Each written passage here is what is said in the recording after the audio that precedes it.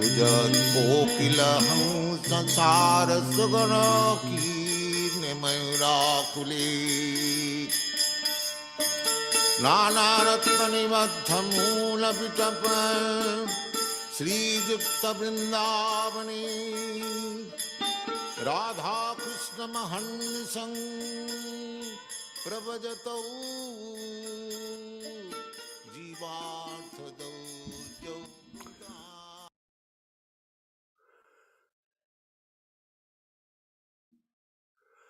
Good morning, everyone. Hare Krishna. All glories to Srila Prabhupada. All glories to the Sankirtan movement of Lord Chaitanya Mahaprabhu. And all glories to the assembled devotees here today on this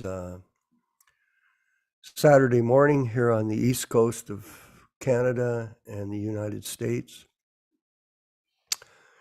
And we are having a Bhagavad-gītā discussion and class this morning with His Grace Yaśodā-nandana Prabhu presenting the philosophy of Krishna Consciousness using the original unedited books of Srila Prabhupada, which are considered to be the law books for mankind for the next 10,000 years. And one of our principles here at the Prabhupada Disciples Association and the Hare Krishna Society is to preserve that position without any adulteration. And this is something that has unfortunately taken place in other circles due to a variety of reasons, which we won't discuss today. And I'm happy to announce again today that we are continuing to increase our group participation on one of the social medias, Facebook. Our group page has now reached 9,200 people who have joined this group. So we're very pleased to see that expand. And it's very important to understand that there are other groups in the internet community or the social media community that are also promoting Srila Prabhupada. There is another association called the Srila Prabhupada Disciple Association. I believe that's what it is. And this group is exclusively for Prabhupada, people that were initiated by Prabhupada during his personal presence. So the total they have is approximately 800 devotees. And that number is dwindling by the week. So as a result, soon there'll be no more, according to their mandate, no more Prabhupada disciples, period. So this is a demonstration of the difference between us and them. Us is that we see that all of us are Prabhupada disciples. Everyone in this group is a Prabhupada disciple, and we take shelter of Prabhupada in his Vani incarnation, in sound vibration. This is fundamental to our mission here at the Prabhupada Disciples Association and the Hare Krishna Society. So as we move forward, it is our hope that some of you may decide to take up Krishna consciousness with us as initiated disciples. That will be fine, and we will work with you. If you decide just to keep on in your own situation, that's also fine too.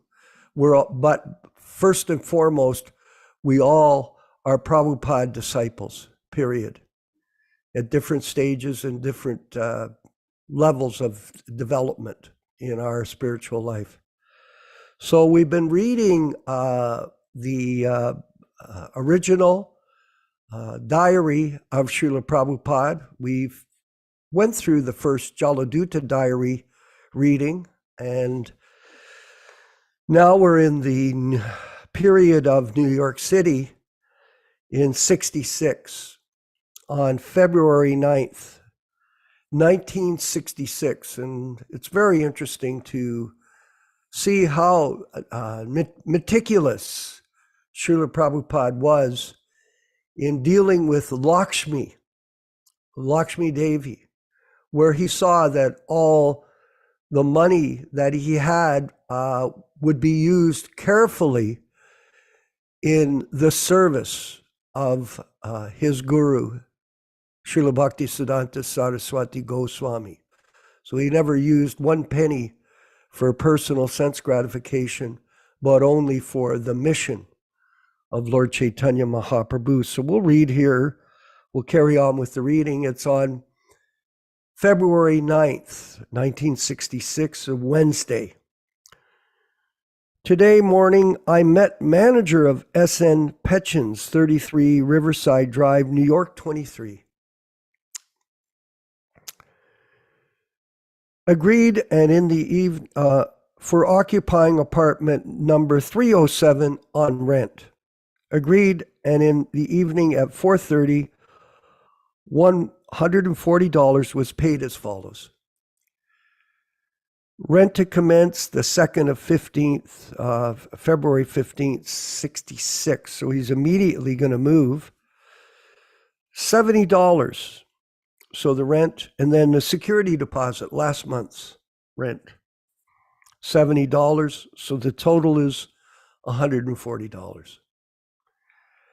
Tenant A.C. Bhaktivedanta Swami, formerly 1 year's lease, but can be vacated by 30 days notice by registered post, receipt taken.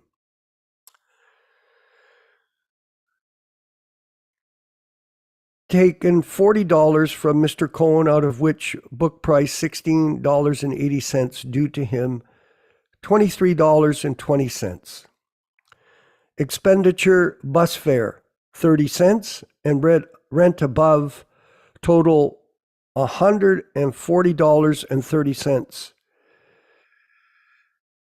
Denatured alcohol, 43 cents.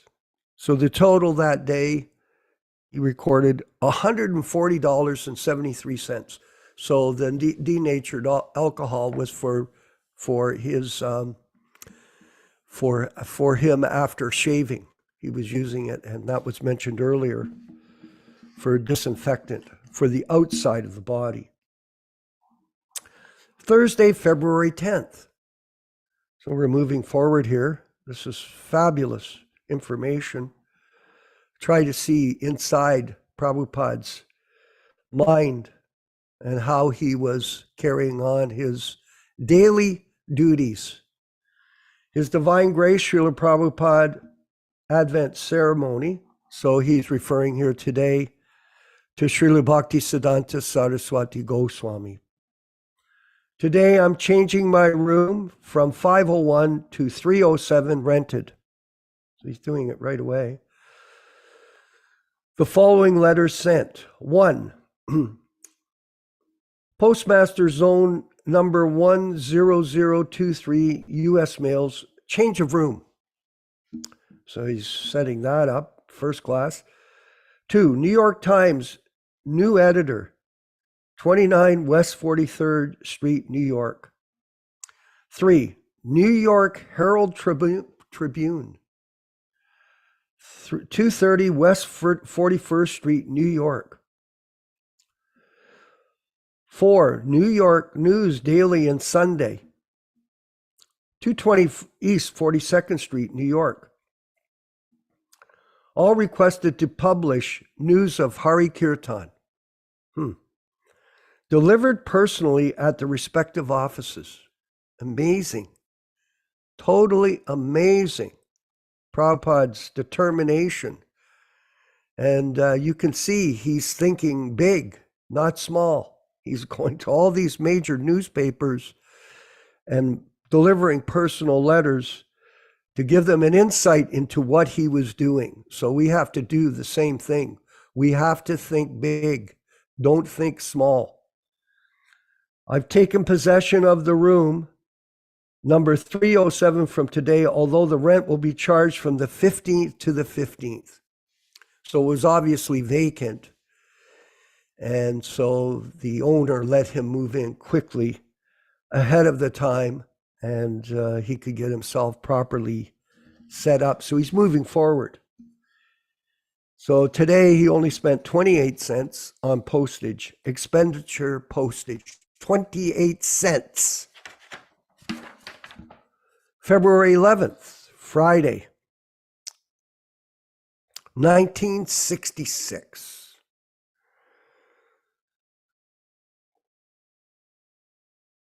The peon noted down about my change of room. Following letters were posted. The peon, very interesting.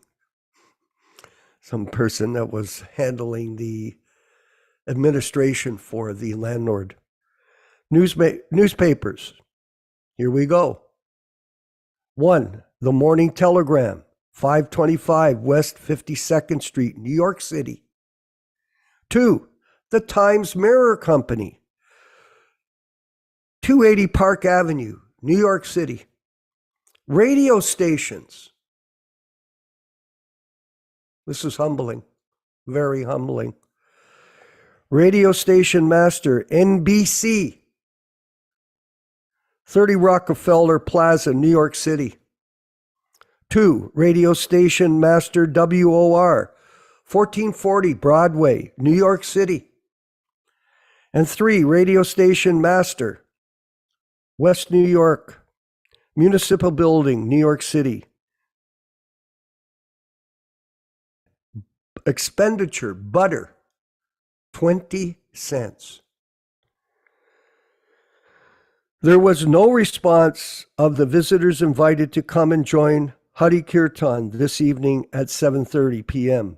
But I alone executed the Kirtan ceremony with my TR till 10 p.m.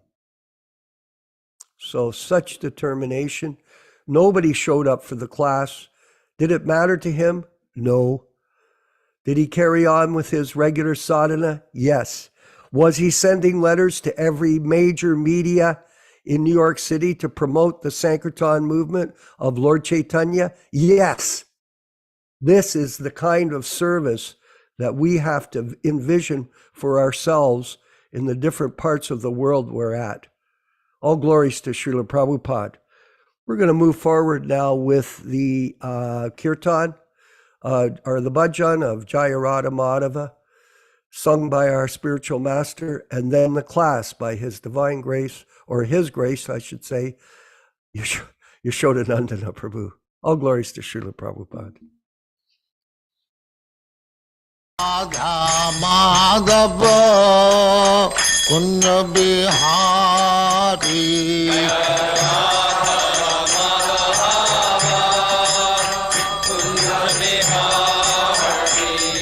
Jaya Radha Madhava Kunja Bihari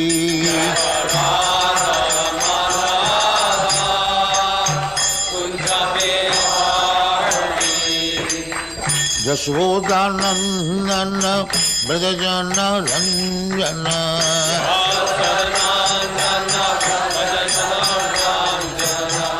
Yaśodā-nandana Brajana Ranjana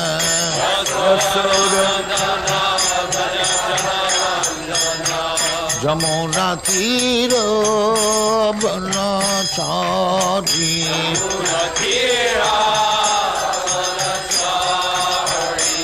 Jamuna Tira Banachari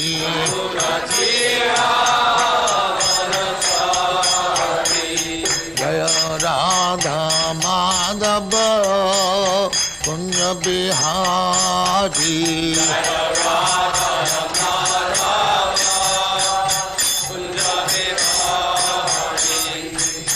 Gopi Jana Vallabha Girivaradhari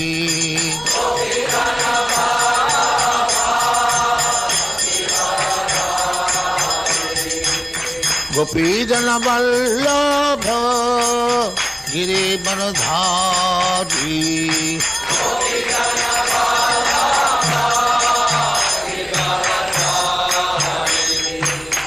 Yaśodā-nandana Dāsa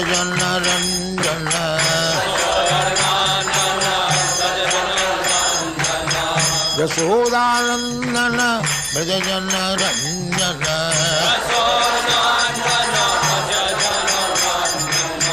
Yamunatira Banachari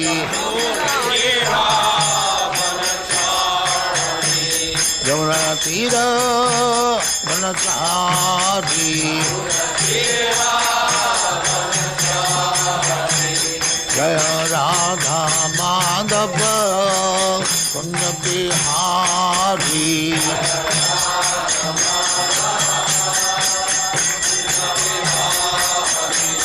Jaya Radha Madhava Kunda Bihari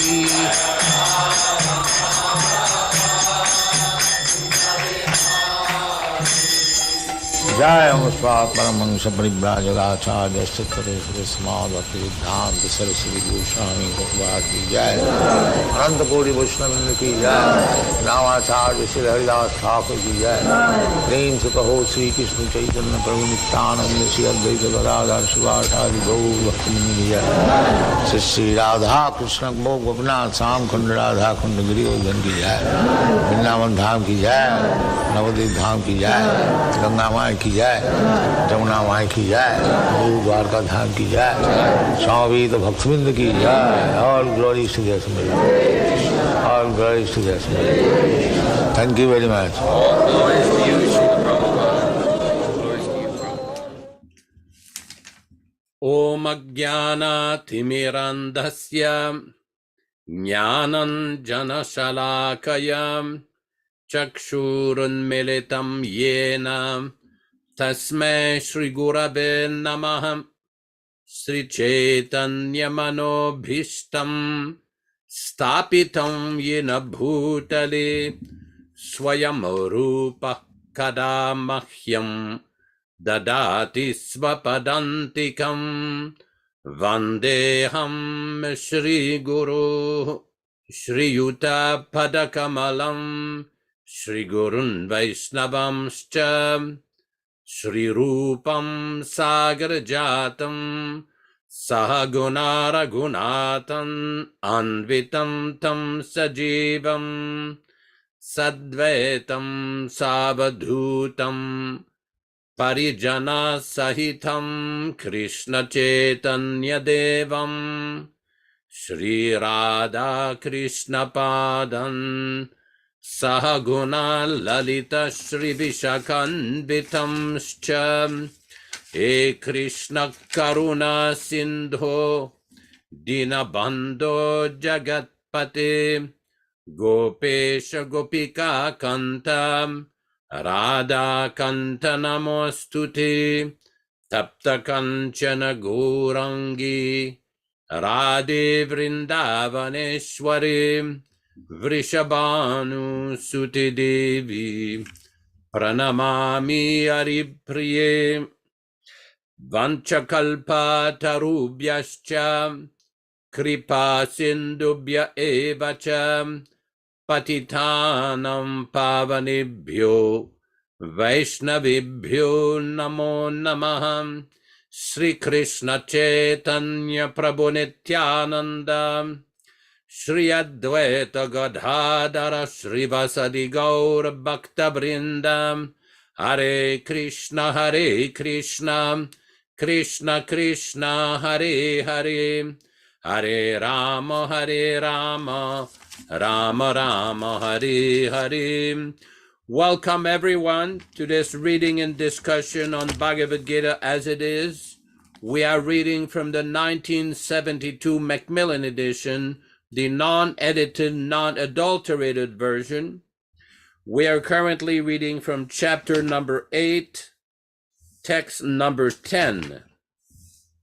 All synonyms, translations, and purports by His Divine Grace A.C. Bhaktivedanta Swami Prabhupāda, Founder-Ācārya of the International Society for Krishna Consciousness, also known as the Krishna Consciousness Movement. Text number 10. Prayana kale manasachalena bhaktya yukto yoga balena cheva bhruvor madhye pranamavesha samyak satam param purusham divyam. Prayana kale, at the time of death, manasa, by the mind, achalena, without being deviated, bhaktya, in full devotion, yuktaha, engaged, yoga balena, by the power of mystic yoga, cha, also, eva, certainly, bhruvaho, between the two eyebrows, madhye, in, pranam, the life air, avishya, establishing, samyak, completely, sa, he, tam, that, param, transcendental, purusham, personality of Godhead, upeti, achieves, divyam, in the spiritual kingdom. Translation by His Divine Grace Srila Prabhupada. One who at the time of death fixes his life air between the eyebrows and in full devotion engages himself in remembering the Supreme Lord will certainly attain to the Supreme Personality of Godhead. Purport. In this verse, it is clearly stated that at the time of death, the mind must be fixed in devotion on the Supreme Godhead. For those practicing yoga, it is recommended that they raise the life force between the eyebrows, but for a pure devotee who does not practice such yoga, the mind should always be engaged in Krishna consciousness so that at death he can remember the Supreme by His grace. This is explained in verse 14. The particular use of the word yoga balena is significant in this verse because without practice of yoga, one cannot come to this transcendental state of being at the time of death. One cannot suddenly remember the Supreme Lord at death unless he's practiced in some yoga system, especially the system of bhakti yoga. Since one's mind at death is very disturbed, one should practice transcendence through yoga during one's life. Text number 11. Yadaksharam veda vidu vadanti vishanti yadyatayo vitaraga yadichanto brahmacharyam charanti tatte padam sangrahena pravakshye. Yat, that which, aksharam, inexhaustible, veda vidaha, a person conversant with the Vedas, vadanti, say, vishanti, enters, yat, in which, yatayaha, great sages, vitaraga, in the renounced order of life, yat, that which, ichantaha, desiring, brahmacharyam, celibacy, charanti, practices, tat, that, te, unto you, padam, situation, sangrahena, in summary, pravakshye, I shall explain. Translation. Persons learned in the Vedas who utter Omkar and who are great sages in the renounced order enter into Brahman. Desiring such perfection, one practices celibacy. I shall now explain to you this process by which one may attain salvation. Purport. Lord Krishna explains that Brahman, although one without a second, has different manifestation and features. For the impersonalist, the syllable Om is identical with Brahman. Krishna here explains the impersonal Brahman in which the renounced order of sages enter.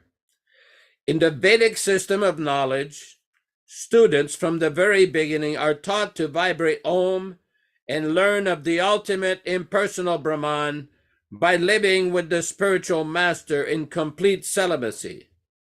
In this way, they realize two of Brahman's features.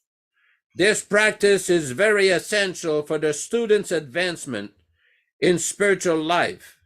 But at the moment, such brahmachari, unmarried celibate life is not at all possible. The social construction of the world has changed so much that there is no possibility of one's practicing celibacy from the beginning of student life. Throughout the world, there are many institutions for different departments of knowledge, but there is no recognized institution where students can be educated in the brahmachari principles. Unless one practices celibacy, advancement in spiritual life is very difficult. Therefore, Lord Chaitanya has announced, according to the spiritual injunctions, scriptural injunctions for this age of Kali, that no process of realizing the Supreme is possible except the chanting of the holy name of Lord Krishna. Hare Krishna, Hare Krishna, Krishna Krishna, Hare Hare, Hare Rama, Hare Rama, Rama Rama, Hare Hare. Sarvadvarani samyamya manoridi nirudya cha murni adayatmana pranam astito yogadharanam sarvadvarani, all the doors of the body. Samyamya, controlling. Manaha, mind. Ridi, in the heart. Nirudya, confined. Cha, also. Murni, on the head. Adhaya, fixed. Atmanaha, soul. Pranam, the life air. Astitaha, situated. Yoga dharanam, the yogic situation. Translation. The yogic situation is that of detachment from all sensual engagements, closing all the doors of the senses and fixing the mind on the heart and the life air at the top of the head. One establishes himself in yoga. To practice purport. To practice yoga, as suggested here, one first has to close the door of all sense enjoyment. This practice is called pratyahara, or withdrawing the senses from the sense objects. Sense organs for acquiring knowledge, such as the eyes, ears, nose, tongue, and touch, should be fully controlled and should not be allowed to engage in self-gratification. In this way, the mind focuses on the supersoul in the heart, and the life force is raised to the top of the head. In the 6th chapter, this process is described in detail. But as mentioned before, this practice is not practical in this age. The best process is Krishna consciousness. If one is always able to fix his mind on Krishna in devotional service, it is very easy for him to remain in an undisturbed transcendental state or in samadhi. Om Ajnana Timirandasya Jnananjana Shalakaya Chakshurun Militam Yena Tasmai Shri Gurave Namaha. Namo Vishnu Padaya Krishna Prestaya Bhutale Srimate Bhaktivedanta Swami Namine. Namaste Saraswati Deve Gauravani Pracharine Nirvishesha Shunyavadi Pashatya Deshatarine Bhakti Siddhanta Shishyaya Bhaktivedanta Namine Prasannaya Prashantaya Tasmai Shri Gurave Namaha Bhagavad-vandanam Khadyam Guru Vandana Purvakam Kshiram Sharkara Yuktam Kadatihi Visheshataham Adadana Danter Idam Yachi Punaha Punaha Srimadrupapadam Bhojam Dhulishyam Janma Janmani Sri Krishna Chaitanya Prabhu Nityananda Shri Advaita Gadadhara Shri Vasadi Gaur Bhaktavrinda Shri Rup Sanatana Bhatta Raghunatha Sri Jiva Gopala Bhatta Dasa Raghunatha Hare Krishna Krishna Krishna Hare Hare Hare Rama Rama Rama Hare Hare. So here we see that in this sequence of verses, Lord Krishna is explaining the various methods of departing from the body for various yogis, various transcendentalists, and also for the devotees. It's quite significant that Prabhupada, in text number 10 in the purport, Prabhupada explains the particular use of the word yoga balena is significant in this verse because without practice of yoga, one cannot come to this transcendental state of being at the time of death. One cannot suddenly remember the Supreme Lord at death unless he's practiced in some yoga system, especially the system of Bhakti Yoga. Since one's mind at death is very disturbed, one should practice transcendence through yoga during one's life. There was one conversation with Srila Prabhupada where Prabhupada is asking one of his servants what happened to his mother at the time of death.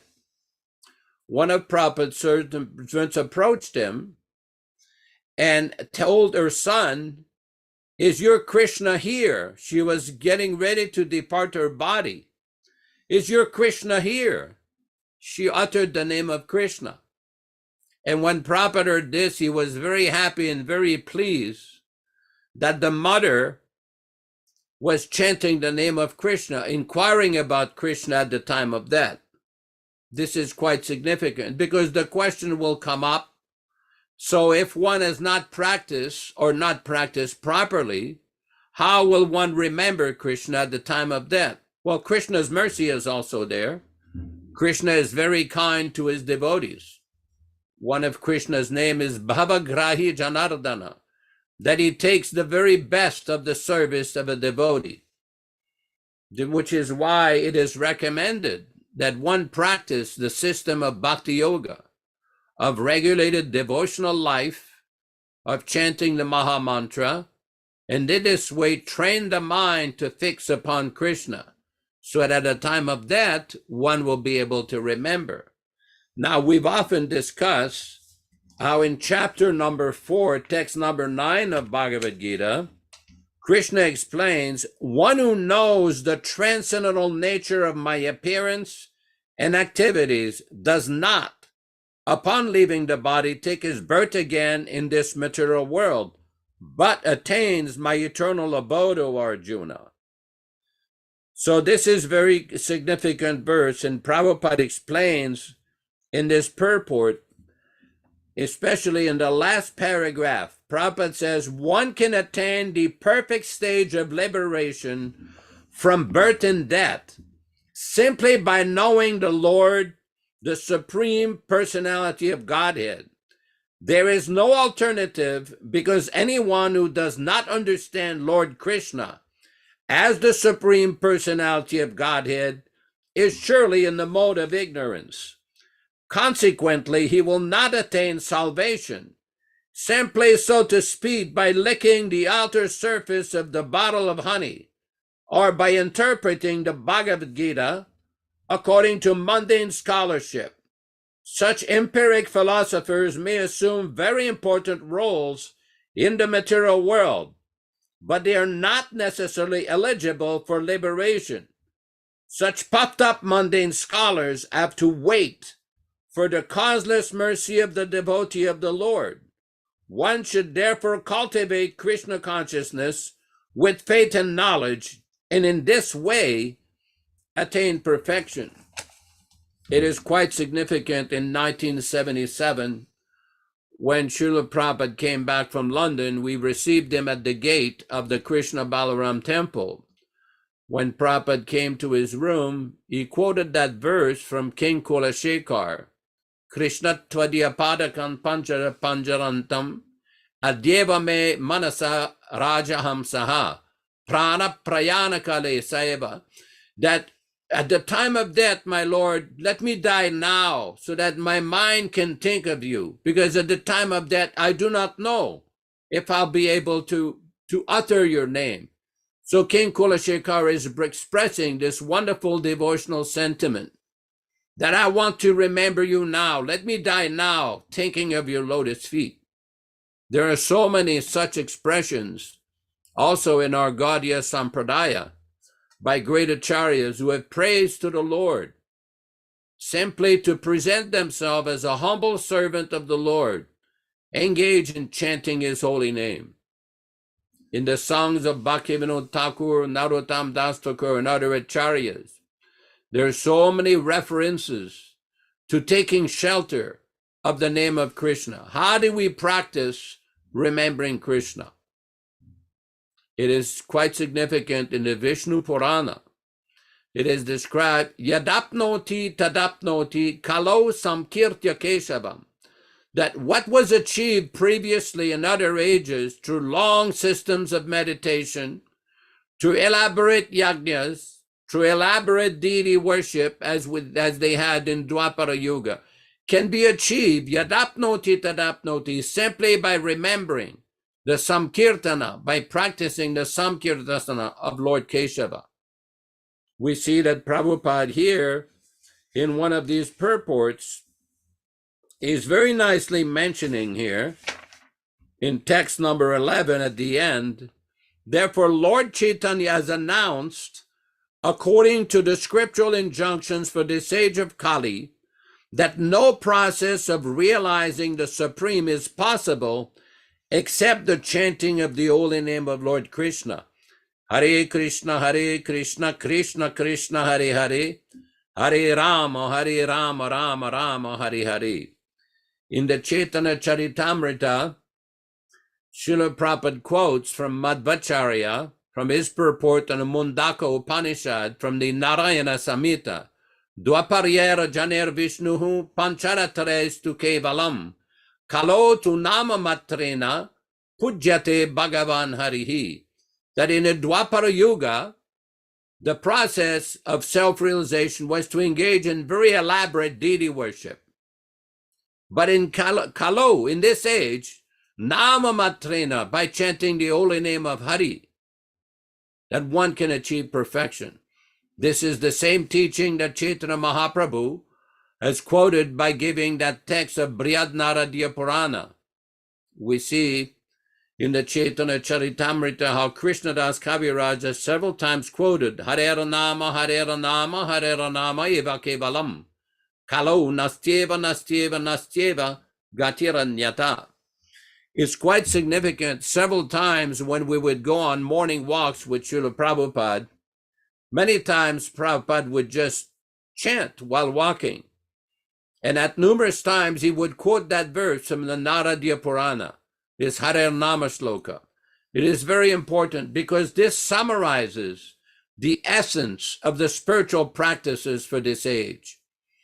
There are so many references we have often quoted from the Kali Santara Upanishad, how this Maha Mantra came down from Lord Brahma to Narada Muni to Vyasadeva in disciplic succession. There's an Upanishad, the Kali Santara Upanishad, which described the history of the Maha Mantra, where Narada Muni is asking Lord Brahma, in this age, how will people be delivered? because there are so many disturbances in this age. And Lord Brahma explained to him that iti shodashakam nam nam, these 16 names of Hare Krishna, actually in the Upanishad, it gives it in a reverse order. Hare Rama, Rama Rama, Hare Hare, Hare Krishna, Krishna Krishna, Hare Hare. But if one continually chants, the mantra comes back as original. Iti shodashakam nam nam, kali kalmashanashanam. The age of Kali Yuga is so many contamination. Kalmasha, so many difficulties, so many problems. Kali kalmasha nashanam, all of these difficulties can be destroyed very easily with the chanting of the Maha Mantra. Nata paratopeyaha, there is no superior method of self-realization. Sarva Vedi Shudrishyati, all the Vedas, all the 4 Vedas are recommending this chanting, this transcendental vibration. If we study the lives of all of our great acharyas, they are great practitioners of this bhakti yoga, mantra yoga, chanting the sacred hymns to the Supreme Lord. It is not very complicated to understand. The holy name comes in disciplic succession from Goloka Vrindavan. Golokera Premadana Harinama Samkirtana. So it is up to us to follow this practice. Srila Prabhupada used to often tell the story how the spiritual master of his Guru Maharaj, Srila Bhaktisiddhanta Saraswati Thakur, used to sometimes sit by the toilet, by the latrine to chant, because he did not want to be disturbed by materialistic people. And he would chant. There is the story of one Vamsidas Babaji, who was a Babaji that was living in Navadvip. And he kept 2 little dogs near his ashram. He also would chant so many times. And Prabhupada related a story one time, how one time he was talking directly to his deity. He was talking directly to Krishna. There is one lecture where Srila Prabhupada says, if you follow this process, you can also come to that position of talking directly with Krishna. Because we see sometimes people will ask the question, oh, have you seen, people would ask Srila Prabhupada, have you seen God? Prabhupada, well, whether I've seen or not, what is your qualification to understand? If I tell you I've seen, how will you understand? Unless you know what is God, how will you know? Prabhupada gave the example of a medical practitioner. Unless you're educated and an actual doctor, how will you understand what to do if a person is sick? So like that, Srila Prabhupada has given so many transcendental instructions, and it's up to us to practice and give the chance to other people to practice Krishna consciousness. From time to time, we have a devotee on this call, Dharma Bhavana in Texas. Now this Prabhu and his good wife from Fiji, they arrange programs where they engage all kinds of people in chanting, offering obeisances to the deity, reading Bhagavad-gītā, cooking prasadam, distributing prasadam. This is the kind of service, this is the kind of preaching that Prabhupada expected from his followers. We see the same activity going on in Hamilton, Ontario. We have devotees in Australia, Shyamasundar Prabhu. He cooks prasadam and he distributes samosas, sometimes over 1,000, 1,500 samosas. So this is very active preaching, distributing small books, presenting Bhagavad-gītā. There are so many ways of actively presenting Krishna consciousness, of giving Krishna consciousness, giving them that connection with Krishna. This is the whole idea of Srila Prabhupada's mission, to present Krishna consciousness and give people the chance to connect with the holy name of Krishna, the instructions of Krishna. We've often discussed this one song by Bhaktivedanta Thakur, Nadia Godrume Nityananda Mahajan, where Bhaktivedanta Thakur is describing the preaching method of Nityananda Prabhu. How he used to go to Godruma across the river from Mayapur and chant. He would call Shraddhavana Saravana Janahe, all you faithful people. Bholo Krishna, Bhaja Krishna, Koro Krishna Shiksha, Aparada Shunya Hoy Laha Krishna Nam. Take shelter of the name of Krishna, chant the name of Krishna, worship Krishna, follow Krishna's instruction, and avoid offenses. At the end of that song, he expresses very nicely, Jiver Doya, Krishna Nama Sarva Dharma Sar, that the essence of all religious practices is to give some kindness, Jiver Doya, give some kindness, some mercy to all living entities. How do you do that? Give them the name of Krishna. And if they're a little interested, give them a book from the pure devotee of Krishna, Srila Prabhupada. This is quite important because there's a lot of misleading propaganda going on that people cannot take shelter of the ultimate pure devotee, the Shaktya-Vaishya-avatar, the topmost Mahabhagavata, Srila Prabhupada, because he's not physically present. Well, first of all, that's not correct. Prabhupada is physically present in his murti, in his pictures, in his books, but he is present. But they say he's not living. But our philosophy is a Vani philosophy, a Vani incarnation philosophy. That is our philosophy. We're not a Vapuvad philosophy. Srila Prabhupada, although he was the most exalted devotee, and it was our good fortune that some of us had the opportunity to associate with him, to see him, to go on morning walks with him, to attend his lectures, to have conversations with him. Okay, that was very nice. But that mercy is not forbidden to anybody. It's available. It is available to everyone. Everyone is familiar with that conversation when a reporter asked Srila Prabhupada in July of 1975 in Berkeley, California, what will happen to the movement when you die? And Prabhupada's immediate reaction was, I shall never die. And all devotees say, Haribo, Haribo. Prabhupada says, I shall live from my books and you will utilize. Now it's up to us to use our intelligence to what Srila Prabhupada meant by this. Because there's a lot of statements in the Shastra that one should take shelter of a pure devotee. One should approach a pure devotee. One should serve a pure devotee. How do we serve the pure devotee? How did Srila Prabhupada want his followers, his students, and his disciples to approach him? Divyam yanam yato dadyat kuryat papasya sankshayam. Very important. Prabhupada explains in the Nectar of Instruction that the process of initiation, the beginning process, is to receive divyam yanam, transcendental knowledge. And that transcendental knowledge will purify kuryat papasya sankshayam, which destroys the karma, the sins of the disciple. Tata dikshiti saproktas deshikais tatvakovida, that great sages, great transcendental authorities have described that this is the process of initiation. Now, this is a very controversial topic with many different views on different platforms. This Sanskrit verse we have quoted was given by Jiva Goswami in his Bhakti Sandarbha and many times presented by Srila Prabhupada. In other words, His Divine Grace Srila Prabhupada presented the essence of spiritual life, giving pure, transcendental, unadulterated, unalloyed divyam jnanam.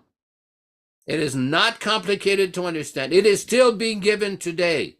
If one is intelligent and fortunate, he can receive that transcendental knowledge by taking shelter of Srila Prabhupada's Vani incarnation, his transcendental message, his transcendental books. This was Prabhupada's instruction. We often discuss this point, that Prabhupada in the beginning of the Bhagavatam, before he gives any instruction, before he gives any purports, before he teaches anything in the Bhagavatam, he starts in the beginning. He lives forever by his divine instructions, and the follower lives with him. So the task is how to understand to live with him and how to follow him how he wants to be followed. We don't need any pretentious posers, pretenders.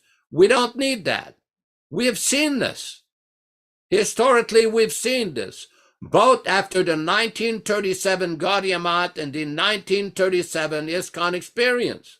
So many people imitating and posing, claiming that they had been appointed as acharyas by His Divine Grace Srila Prabhupada, which was a complete lie, a falsehood, and a fabrication. And it created great havoc in the spiritual life of thousands and hundreds of thousands of devotees. We don't need this sahaja posturing. What we need is to follow properly. Just like Chaitanya Mahaprabhu, when he was teaching, discussing with Prakashananda Saraswati, they asked him, well, why is it that you spend all your time chanting and dancing? What are you doing? The business of a sannyasi is to study Vedanta and study the commentaries of the great acharyas, to study this Vedanta. This is your prime business. And Chaitanya Mahaprabhu, my spiritual master, saw me as a great fool, and he just told me to take shelter of the holy name. How did Prabhupada start his movement? By chanting Hare Krishna. He called it the Hare Krishna movement. The transcendental revolution coming from the spiritual world. And the exact teachings that were given by Bhaktivedanta Thakur were passed on to Srila Bhaktisiddhanta Saraswati Thakur and given by Srila Prabhupada.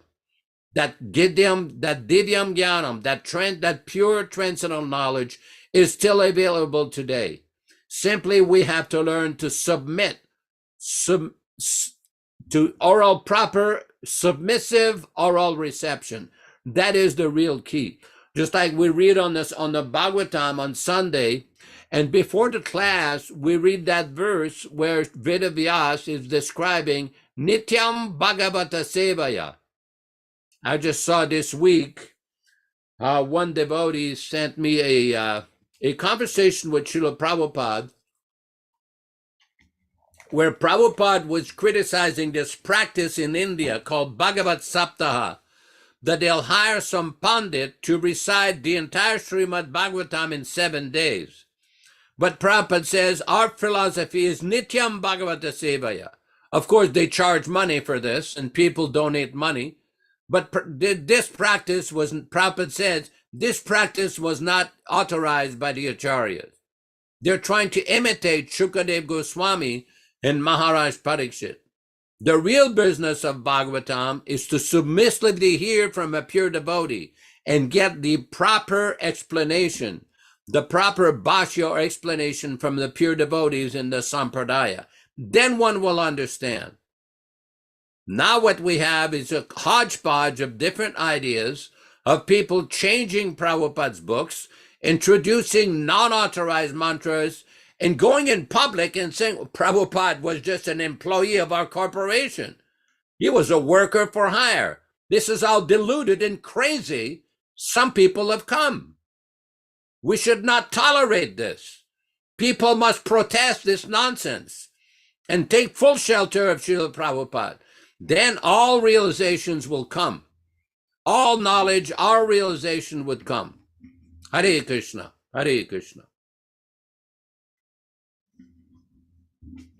Thank you very much for that wonderful explanation of our philosophy of salvation from material life, which has everyone puzzled because of material desires. And these material desires, they plague us like a disease. It plagues our ability to elevate our consciousness, our mind and intelligence. I was thinking, Yaśodā-nandana Prabhu, about a lecture I heard last week from Srila Prabhupada, where he describes the nature of the soul as being infinitesimal, and that Krishna is smaller than the smallest, but the example of the soul being 1/10,000th the tip of a hair size, it's insignificant, and yet it is the most important part of this body. not anything else, not the possessions that we have, not the fame, material fame that we have, not the money that we have, because those are all lost at the time of death, as explained this morning in this reading of the Bhagavad-gītā, that the most important thing is to remember Krishna at the time of death, to understand who we really are. Prabhupada used the example, Yaśodā-nandana Prabhu, of poison. Being a pharmacist, he was able to understand the significance of a poison like arsenic. He used that example. If you just take a small speck of arsenic and you ingest it into the body, you die. Nowadays, they have this fentanyl. Just one little speck and you die. So people may not understand how significant a speck can be, or an antimaterial particle can be in terms of the soul, but for the devotee, they understand that the spirit soul is the essence of the person, nothing else. And this spiritual spark can be awakened through the process, as you so nicely explained, through the process of bhakti yoga, Krishna consciousness. And I wanted to further illuminate on that Prabhupada here in this purport gives a basic explanation of how to save oneself at the time of death by chanting. And at the same time, he also gave a full program of activity which devotees develop as they progress in spiritual life.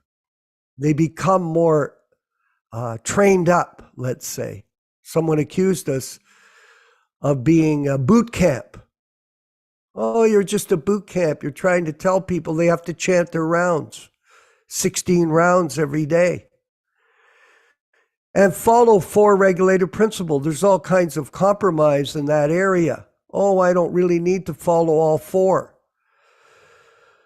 And all other things that Prabhupada directed us to do to develop our Krishna consciousness. It's a whole program of spiritual activity, offering your food, distributing prasadam to others, promoting Krishna, as we are reading in the diary today, how progressive Prabhupada was in his understanding of spreading Krishna consciousness by contacting as many key people as possible every day in his daily activities. How much are we doing that? What is our time? How do we spend our time? We have to take a hard look at ourselves and compare them to the activities of our spiritual master, and then try to follow in the footsteps. Try to follow in the footsteps. Today, reading this section from the diary of Srila Prabhupada was very humbling for me.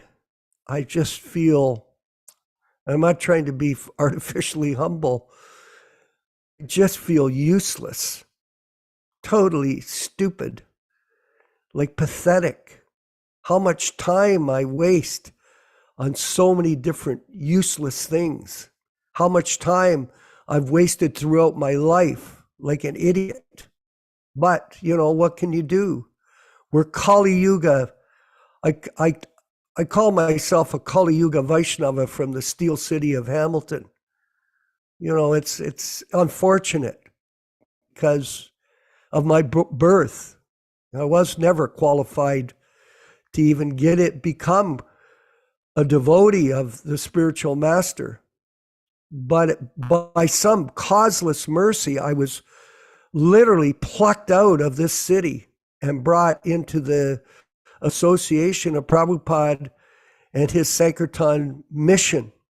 And this was again, causeless mercy, and still to be at this age of 75, still somehow or other struggling along to control myself and stay fixed at some level of service is certainly Krishna's mercy on myself and really on the mercy of all of us here at this Prabhupada Disciples Association group meeting, this sadhana program that's somehow or other manifested before us.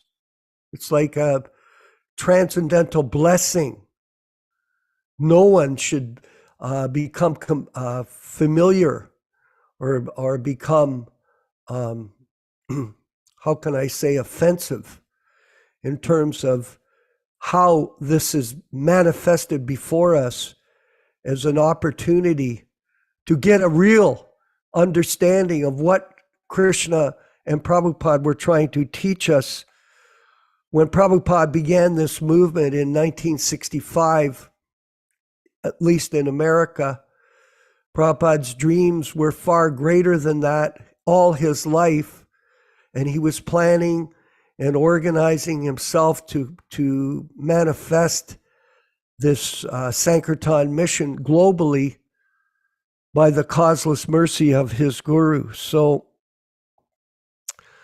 just in conclusion, along with all of the different processes that Prabhupada is directing us to in order to understand this philosophy, like reading his books, because within those books there is transcendental nectar that is the most secret, confidential secret of everything that there is. It's far beyond anything. How can you explain this to other people? You can't. You can tell them, but unless they do it themselves, they'll never be able to understand it. You cannot understand this process without participating in the process itself. It's like tasting the nectar. For example, some people, they don't read the books. Now, we're reading these different books. Chaitanya Charitamrita, myself, I've been reading it because of my age.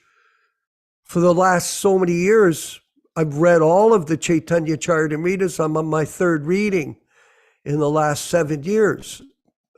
What is it like? Well, I'm barely understanding it, but I'm getting a taste by the association of the pure devotee of what window of opportunity is available to me in this state of a being that I'm in. So without entering into the process, without following the process on your own, without practicing it, you're not going to make advancement.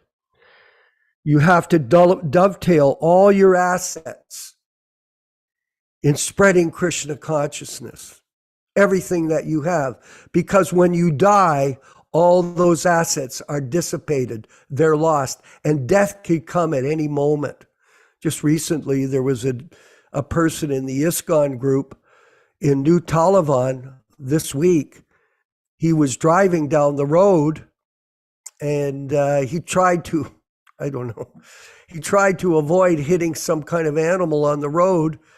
And by doing that, he swerved off the road and crashed his car and died. And he never expected to die, but death can come at any moment. This is the reality that of the material situation that we're in. So I'm just encouraging all of us to think deeply on what we're doing with our time and what we're doing with our association, and take advantage of this opportunity that's before us to increase the mission of Lord Chaitanya under the association of the Prabhupada Disciples Association. Yaśodā-nandana, please, if you could comment. I wanted to read from a text that Srila Prabhupada has given in the Srimad Bhagavatam. This is from Canto number 1, chapter 627. I just posted it on the chat.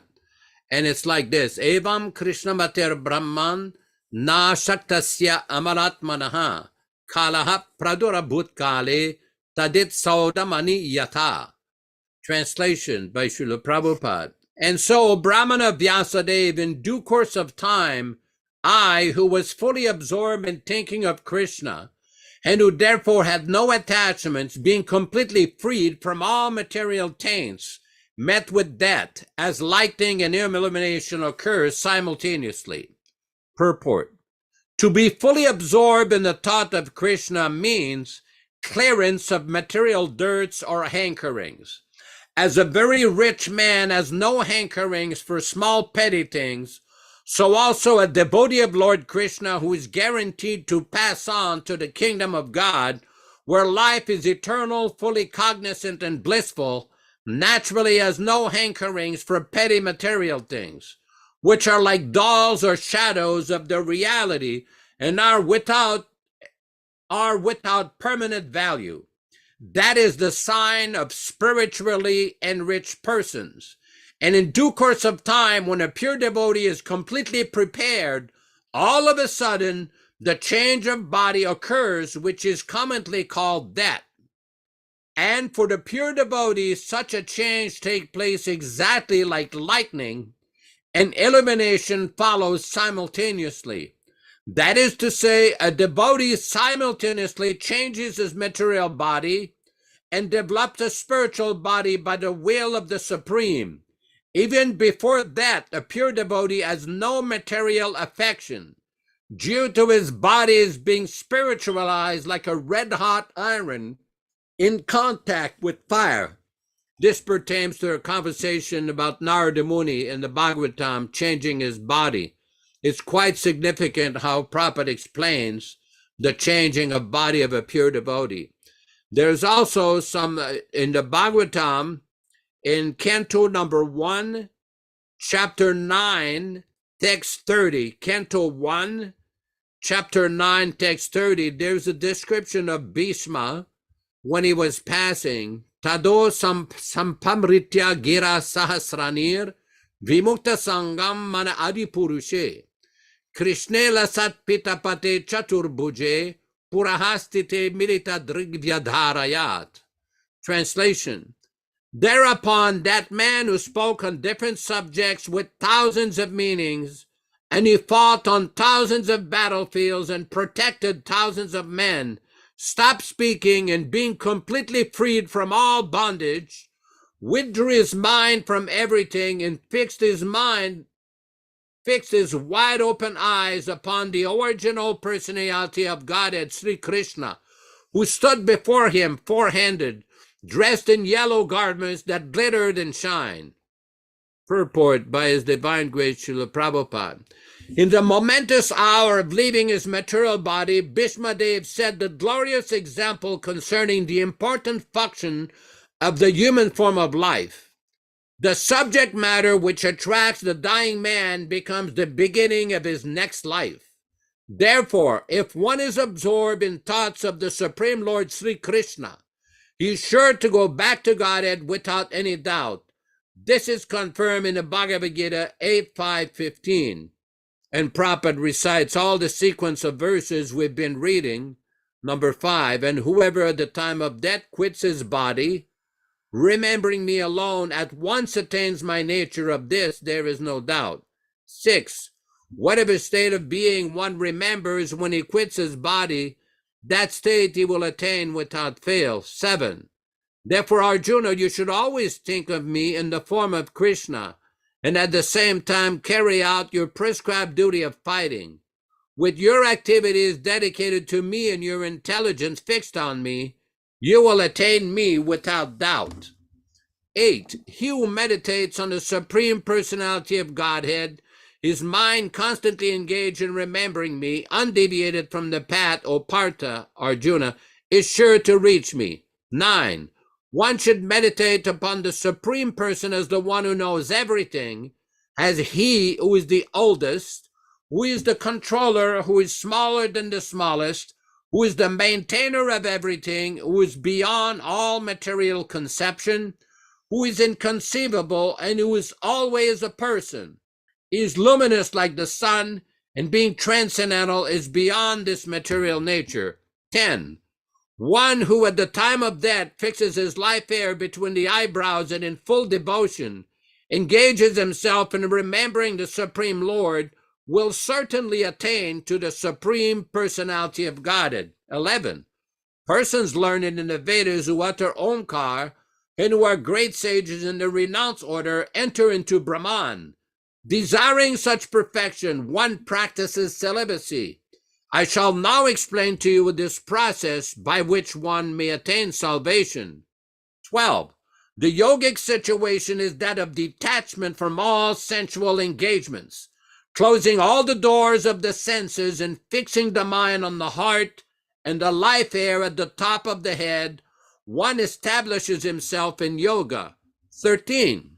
After being situated in this yoga practice and vibrating the sacred syllable Om, the supreme combination of letters, if one thinks of the Supreme Personality of Godhead and quits his body, he will certainly reach the spiritual planets.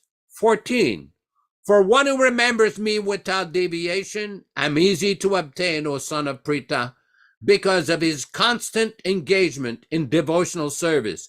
15. After attaining me, the great souls who are yogis in devotion never return to this temporary world, which is full of miseries, because they have attained the highest perfection. Sri Bhishmadeva attained the perfection of quitting his body at will, and was fortunate enough to have Lord Krishna, the object of his attention, personally present at the time of death. He therefore fixed his open eyes upon him. He wanted to see Sri Krishna for a long time out of his spontaneous love for him. Because he was a pure devotee, he had very little to do with the detailed performance of yogic principles. Simple bhakti yoga is enough to bring about perfection. Therefore, the ardent desire of Bhishmadeva was to see the person of Lord Krishna, the most lovable object, and by the grace of the Lord, Sri Bhishmadev had this opportunity at the last stage of his breeding. Hare Krishna. Let us just hope that we have that same transcendental focus at the time of our death. Hare Krishna. All glories to Srila Prabhupada. Haribol. Yes, excellent. And as we open up the floor for discussion, I wanted to mention that Prabhupada set the perfect example himself. Whatever great men do, common men follow. Whatever standards they set by exemplary acts, the whole world pursues. So Krishna is explaining this in the Gita. And the fact of the matter is that Prabhupada demonstrated it himself personally in the way he left this material body and went back home, back to Godhead. It was a very traumatic time for all of us when we got news that Prabhupada had left us. It was so tragic. And it's hard for many of us to even look at the photos of Prabhupada when he went to England. And he was still planning to go back to America to preach despite his serious illness and his deteriorating body. And he went back to Vrindavan and carried on, even translating the Bhagavatam in his weakened condition right up to the end of his duration of life in his body. And at the end, one of the devotees asked him a question. I'm not sure why they asked that question. Who is Krishna? As slightly puzzling to me why he would ask that question, but he did. And Prabhupada answered, Krishna is the Supreme Personality of Godhead, and he left his body. So Prabhupada personified as our leader, perfect example, and how to depart from this world as a pure devotee of Krishna. And so we can all follow in that path that he laid out for us in Krishna consciousness. Vinkat, do we have any comments there in our chat or questions? Do you see anything? We have Shyam Sundar Prabhu who has raised his hand, but I don't see any other comments. Okay, Shyam Sundar, please, in Australia. Hi, Hare Krishna, Vishwakarma Prabhuji, Yaśodā-nandana Ji, and all the assembled Vaishnavas. Thank you for the wonderful class and association as always. I had a question. I was reading a post the other day on Facebook. It was written by a proponent of the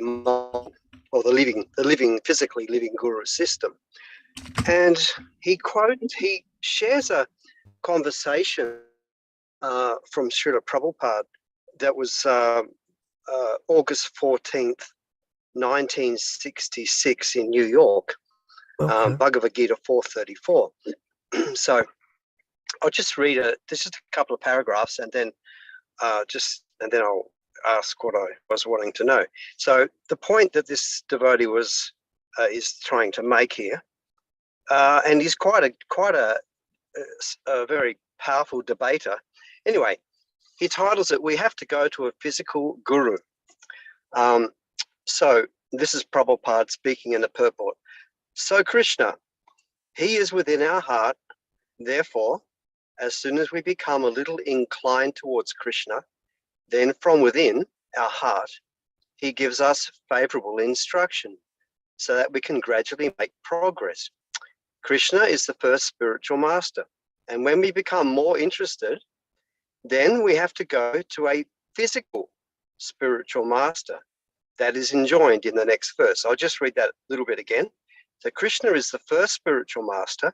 And when we become more interested, then we have to go to a physical spiritual master.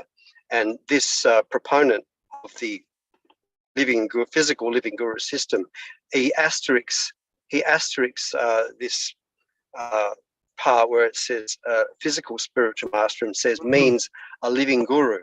So I thought, well, that was a pretty clever argument that he made there. And I was just curious to get either yourself or Yaśodā-nandana or yourself, Vishwakarma Prabhu, your take on that. How would you explain or answer that if you were in a discussion with someone who's pushing the living guru system and pulls up this quote from Srila Prabhupada where he says you have to go to a physical spiritual master? Quite a clever little bit of posting that he did there, I thought. So yeah, that was my question, please. Okay, well, I'll give a brief answer and then I'll ask my godbrother Yaśodā to respond, because I know he's prepared to. The physical presence of the spiritual master in the case of Srila Prabhupada is appropriate for us, yes.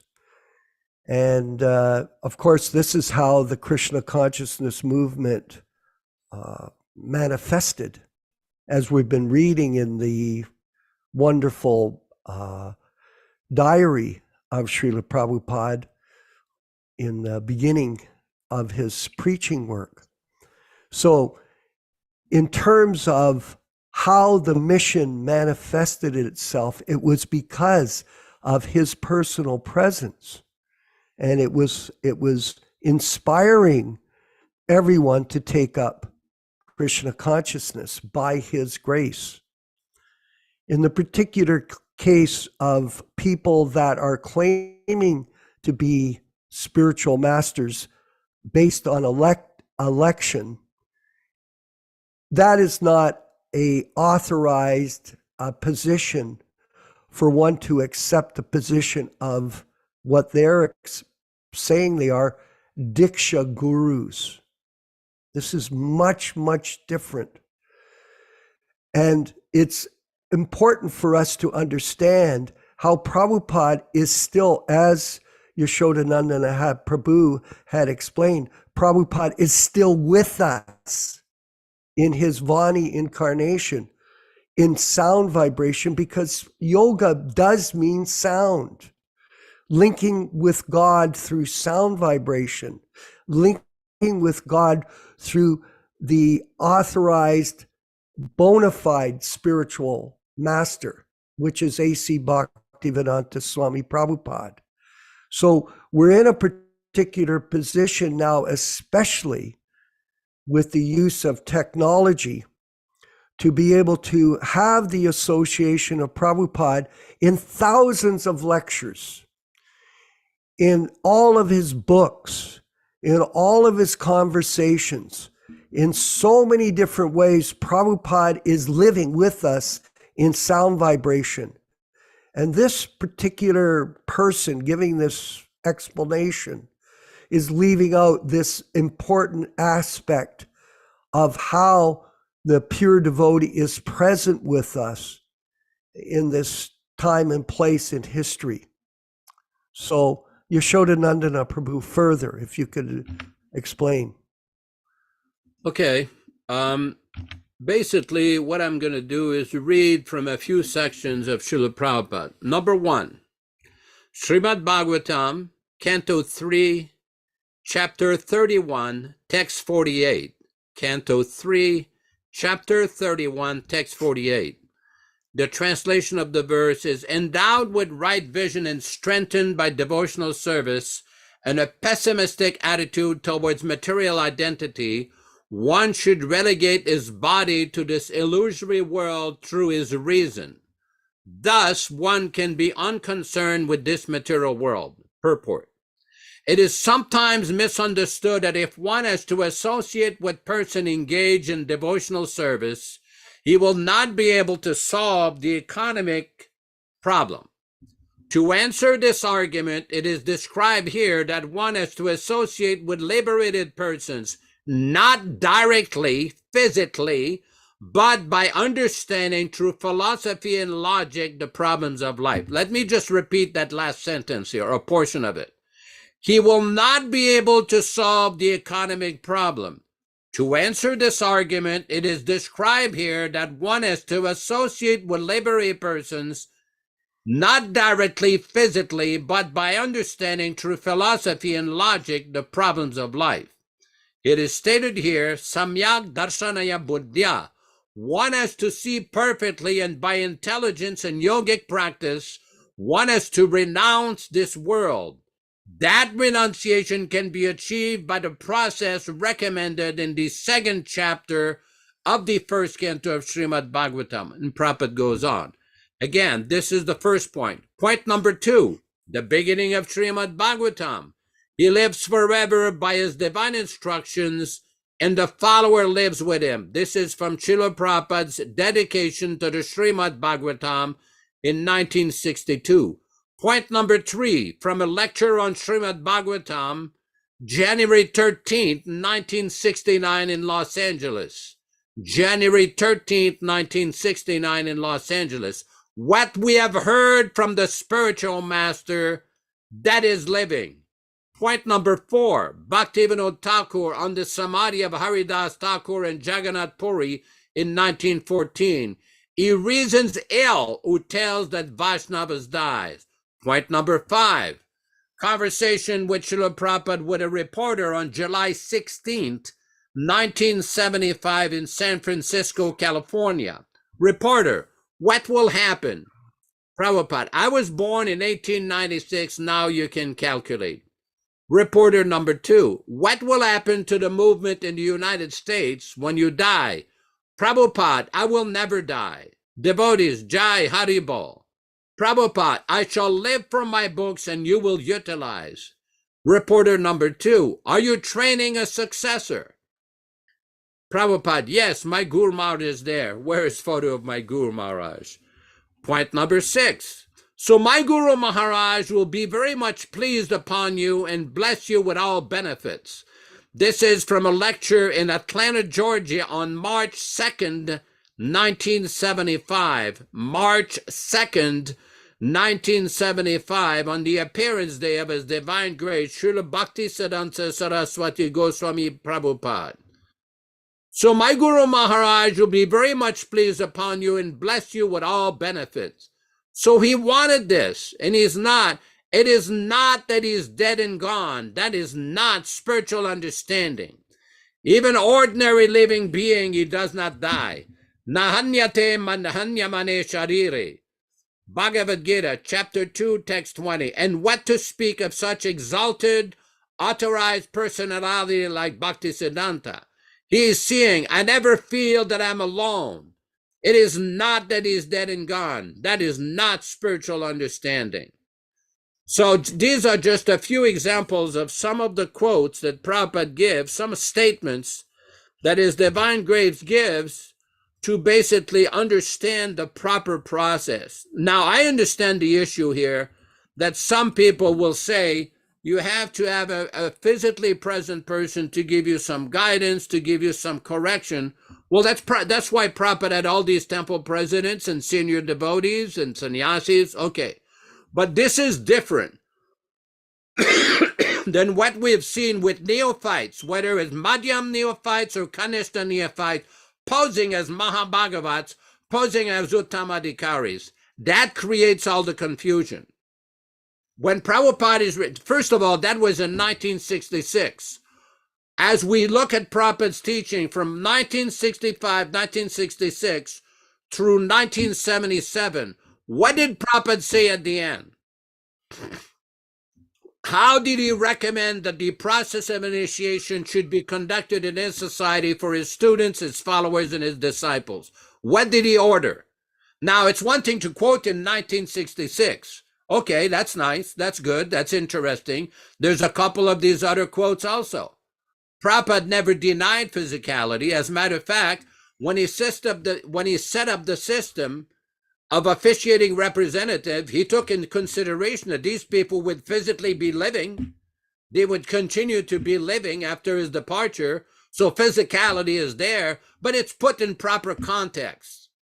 The problem is there is a difference between an institutional directive for management of a system of initiation in ISKCON and the position of Acharya, which Prabhupada did not give to anybody. If somebody can prove from Prabhupada's statements in 1977, when, where, and how did he ever appoint anybody as successor Acharya or zonal Acharya or Mahabhagavat Acharyas? Come up. People have been discussing it for 46 years and nobody's been able to prove it because it's not there. Even the founding father and the mastermind of that whole system, the late secretary, admitted on December 3rd, 1980 in Topanga Canyon, California, that this idea of guru appointments is a myth. It's fiction. Prabhupada did not appoint any guru or acharya after him. All he did is arrange for the continuation of the initiation system, which he already had. When people say, oh, there's no evidence that nobody ever did this. Well, there is evidence. Prabhupada did it between 1971 and 1977. He had temple presidents like Vishwakarma, Rebhatinandan, Kirtanananda, sannyasis, different GBCs, chant on the beads, choose a name for the person. They would send a recommendation to Prabhupada. Prabhupada would approve. He would say, conduct the fire sacrifice, make the promise of following the 4 principles, chanting 16 rounds in front of the deities, in front of the Vaishnavas, in front of the fire. That was the system that he established. All he did was continue the same system. He did not appoint any Diksha gurus or initiating spiritual master. That is nonsense. That was a falsehood, a fabrication. It's a hoax. Now, all of those who want to present this idea of their living guru, why don't you look at your history since 1977? Would you like to discuss in detail what happened to this original 11? What happened in 1986? One of the biggest scandals in Gaudiya Vaishnava history? They reinstated a sexual pervert as an acharya? Is that their idea of a physically present guru? Is that what Prabhupada did? Is that what our previous acharyas did? Where do you get these ideas of deviant gurus, of sex perverts, of embezzlers, of child molesters as gurus? What is that? Earlier in this conversation, we were discussing how some of these living gurus, physically present gurus, they filed in Washington, D.C., USA, a statement that Srila Prabhupada, the Founder-Ācārya of ISKCON, was an employee for hire. He was just a worker for hire. This is their level of understanding, these so-called living gurus, that the greatest Acharya in the history of Vaishnavism was their employee. What does that say? We discussed last class on Wednesday how in the Bhagavad-gītā in 1983, they took out Prabhupada's guru by His Divine Grace Bhaktisiddhanta Saraswati Thakur Prabhupada, Gaur Kishore Das Babaji, Thakur Bhaktivedanta and Jagannath Das Babaji. Is that your great qualification, that you insult these great acharyas by taking their pictures out of the Bhagavad-gītā? Who are you? Mr. Living Guru, who are you? Who gave you the authority to take them out?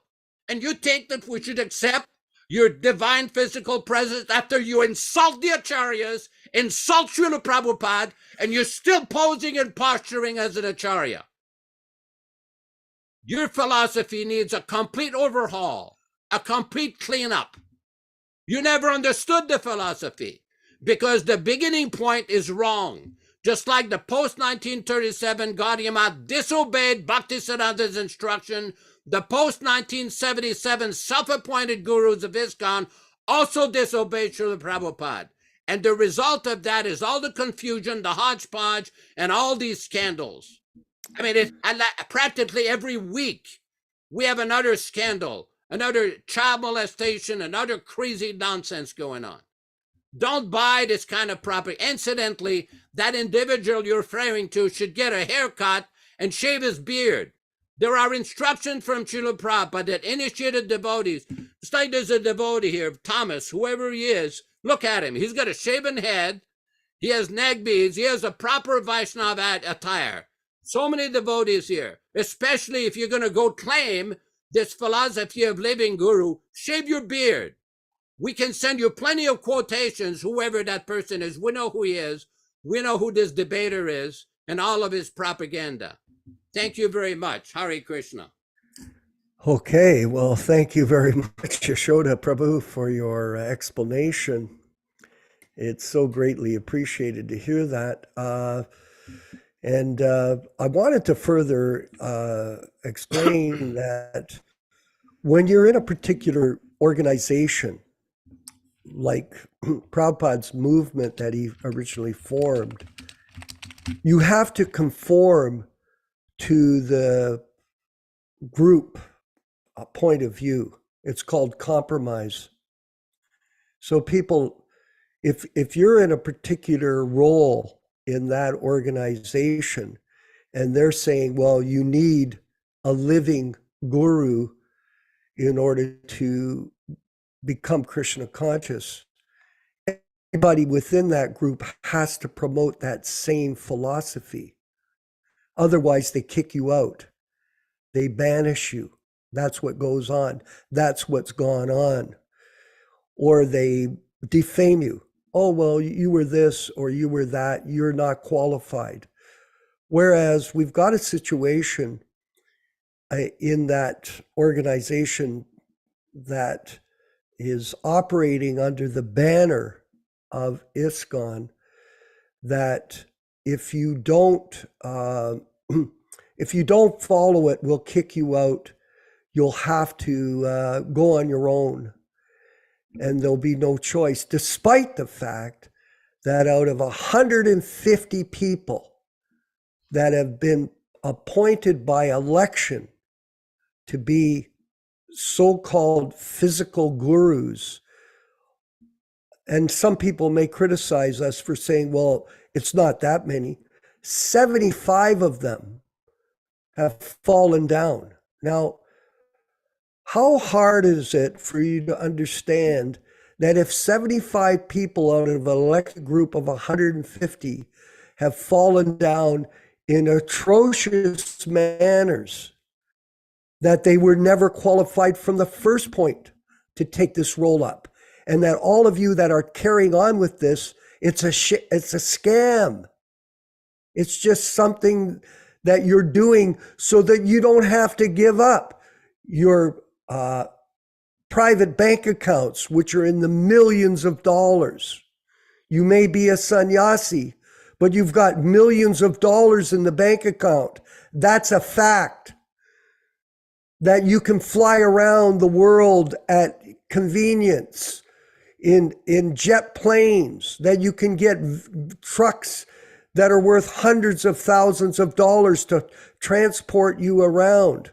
Where Prabhupada was meticulous about 30 cents for butter. What kind of hypocrisy is this? This compromising. But they're doing it because if you don't compromise, you are kicked out. This is all just simply mental concoction.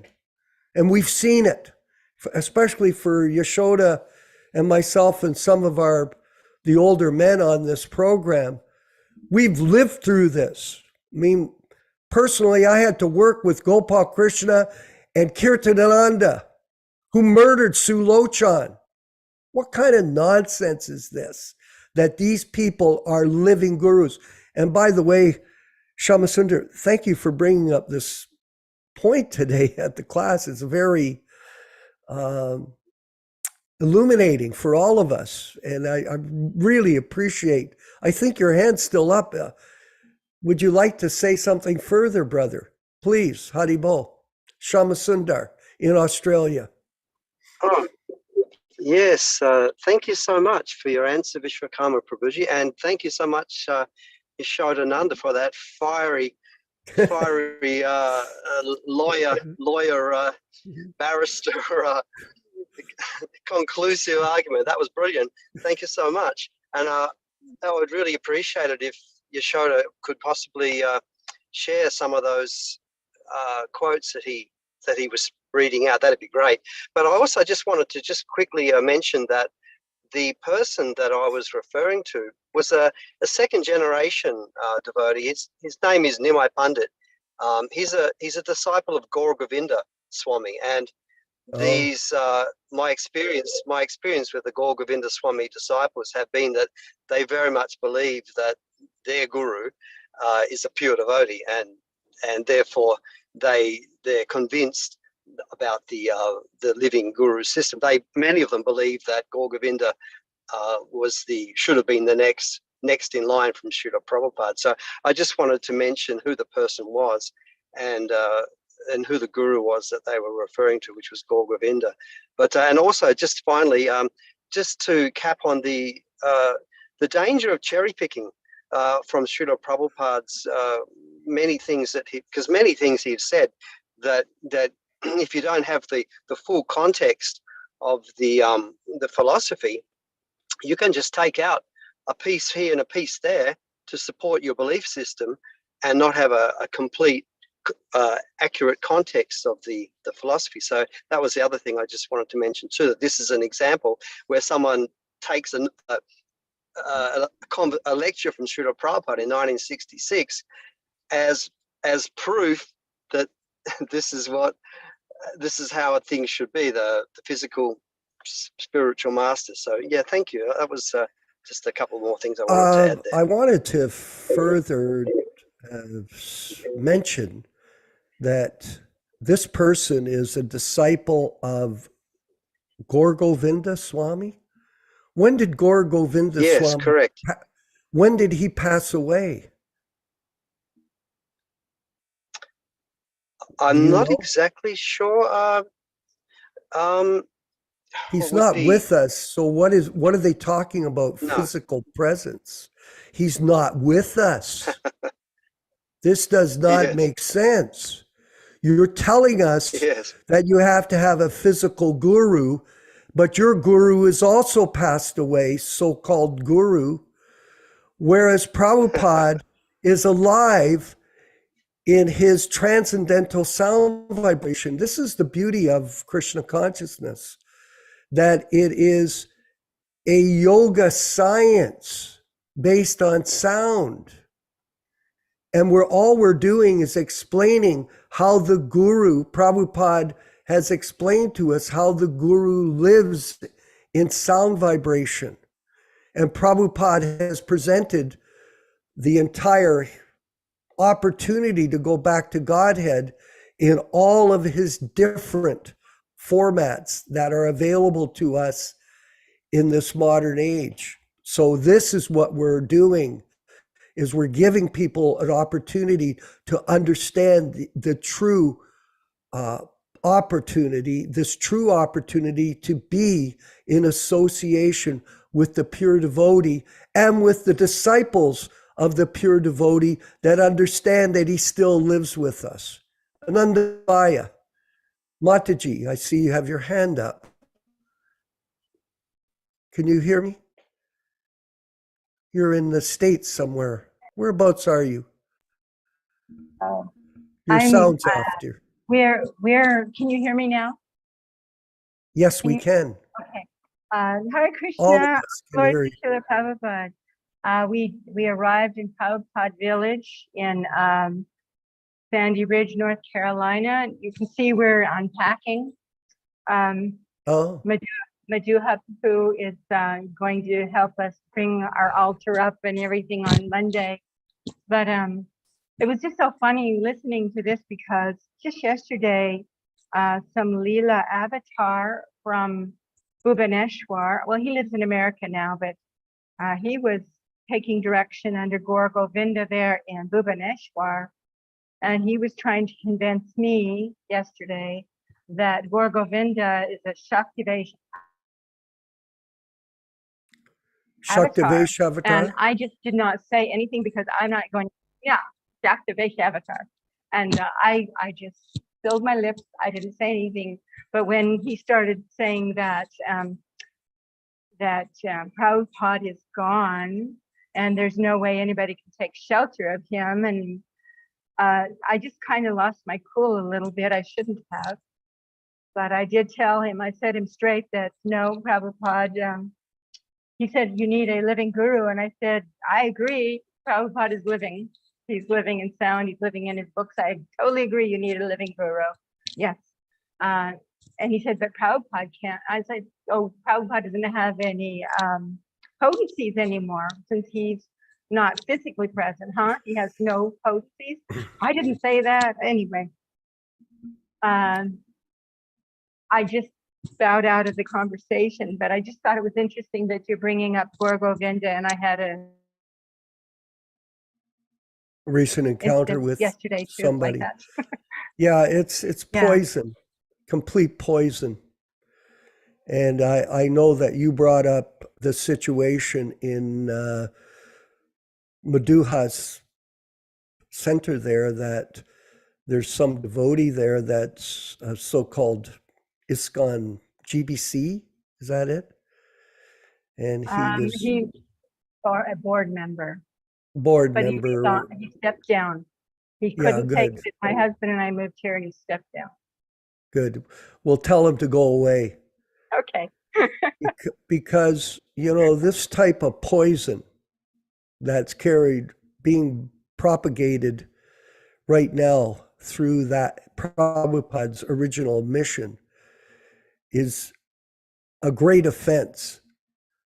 And not only to Prabhupada, but to all of us.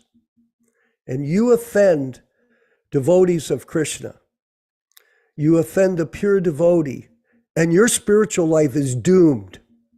No question.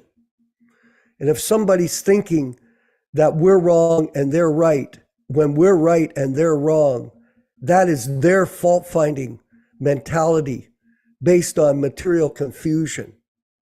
This mental speculation that goes on nowadays, which is more fashionable than it was back in the early years when Prabhupada was with us, is completely poisonous. I always say this, and Yaśodā will agree with me. For example, if Hridayananda, using him as the current Acharya for his group, Krishna West, if he went into Prabhupada's room in Mayapur in 1973, now we were there, you would never, if you were a sannyasi, You would not walk into Prabhupada's room with no neck beads on. You would not walk into Prabhupada's room with no tilak on. You would not walk into Prabhupada's room with long hair. You would not walk into Prabhupada's room with no danda. You would not walk into Prabhupada's room with no bead bag. This is going on right now. I challenged him. Would you dare to go in front of Prabhupada looking the way you do? What to speak of what you're preaching to people? Prabhupada told you, don't go to back to university for education. You ignored it. What are you supposed to do? Prabhupada was very strict, believe me. For example, when we had the situation when Tamal Krishna was causing all this disturbance in America with his rules about brahmachari and grihasta, getting rid of all the grihastas out of the temples. Very, very deviant preaching. You know what Prabhupada did to him, Anandabhaya? He sent him to China. Sounds like Donald Trump. China. He sent him to China, and Tamal refused to go. I was there at the meetings. Prabhupada told him, that's it, you're done. Shut down Radha Damodar. Finished. And told him leave. So if these people are going to carry on with this fabrication, they have a right to do that. Go ahead.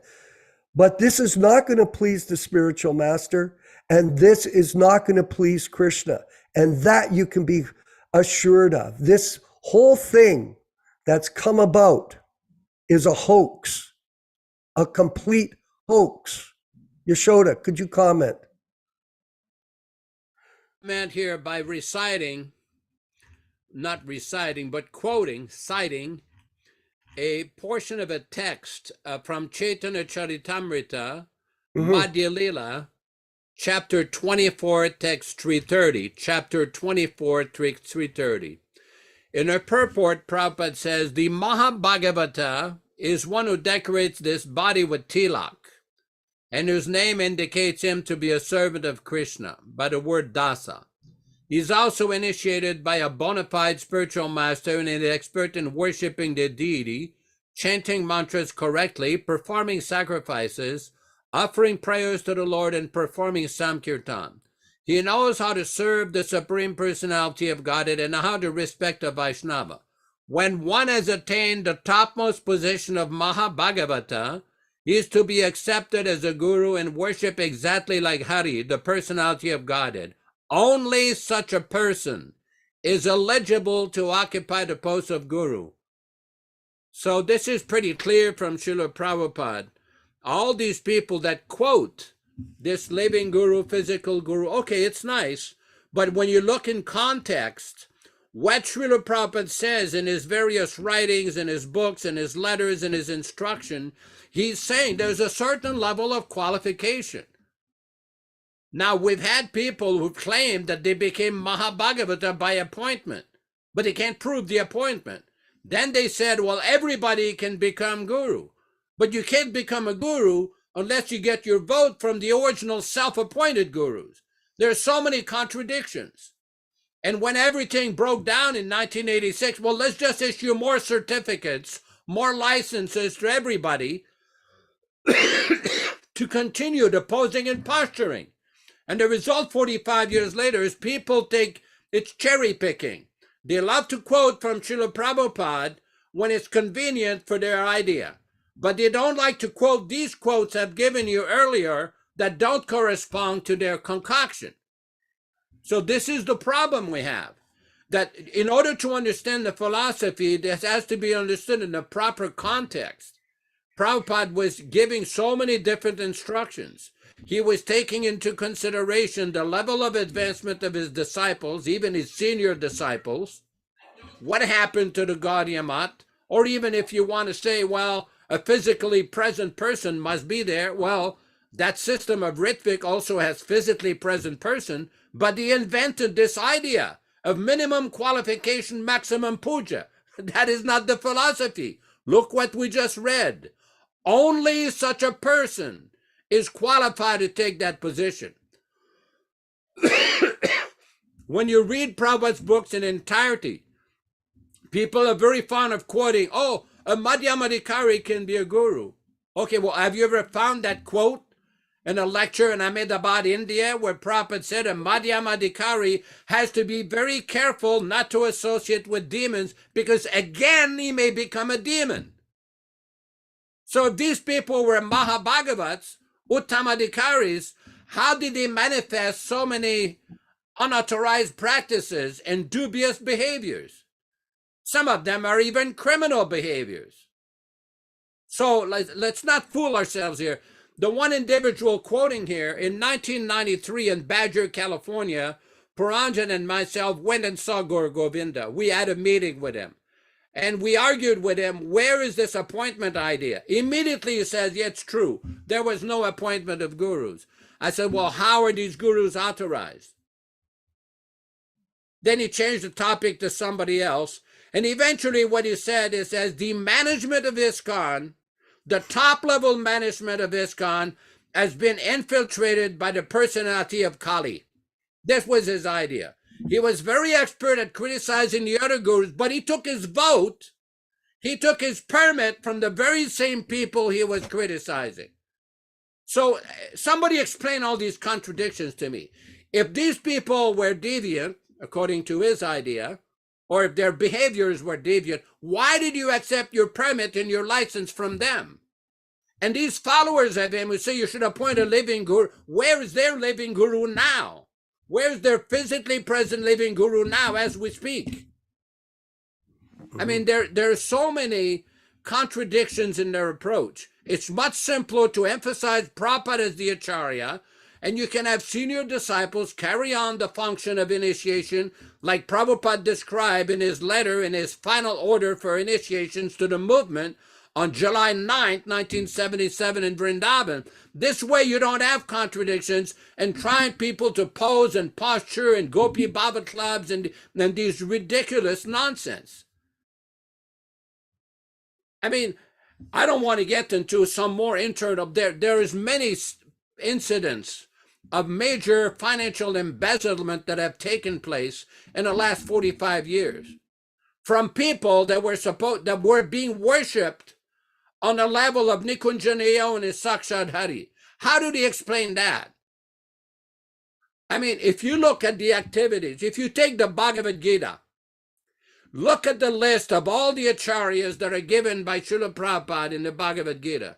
Was there any example of impropriety, bad character, embezzlement, child molestation, dubious sexuality, sexual perversion with any of them?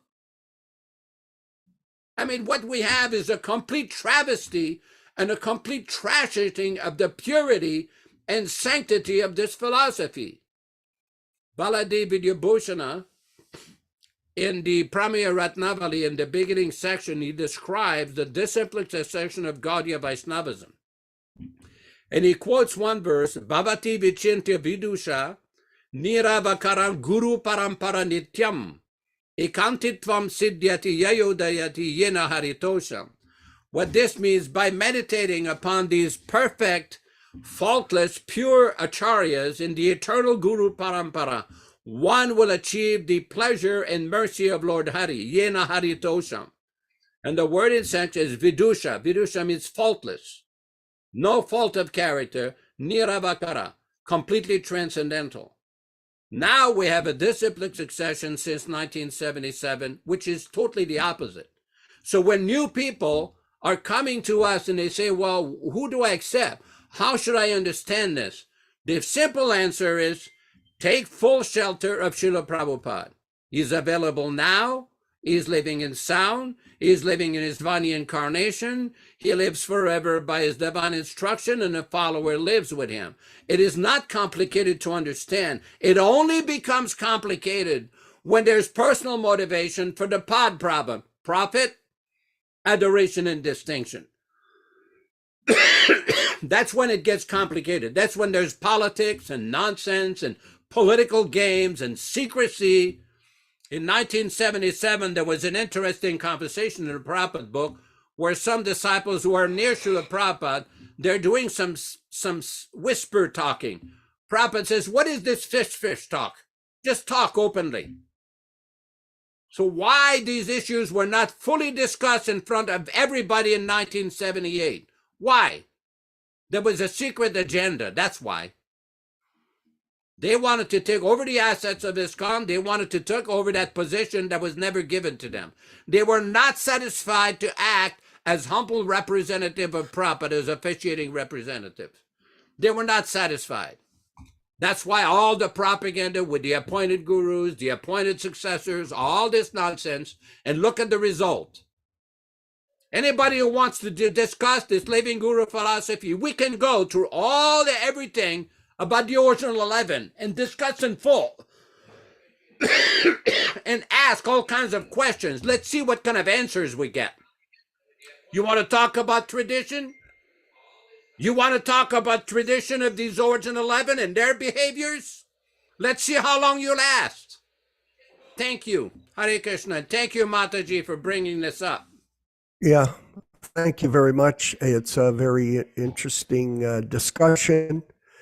And we hope that everyone understands we're speaking passionately about this because it's an important matter to get the truth of how to get out of this material world. This is a very serious process. And when you see a great movement damaged by so many ambitious people, unfortunately, people get involved in groups. This is common in every organization, that there are people that want to, rise up into positions of prominence for personal motive. This is common. This is the way you're trained in the material world, to be number one. So this is also taken place within the organization that Prabhupada had set up, and it's unfortunate.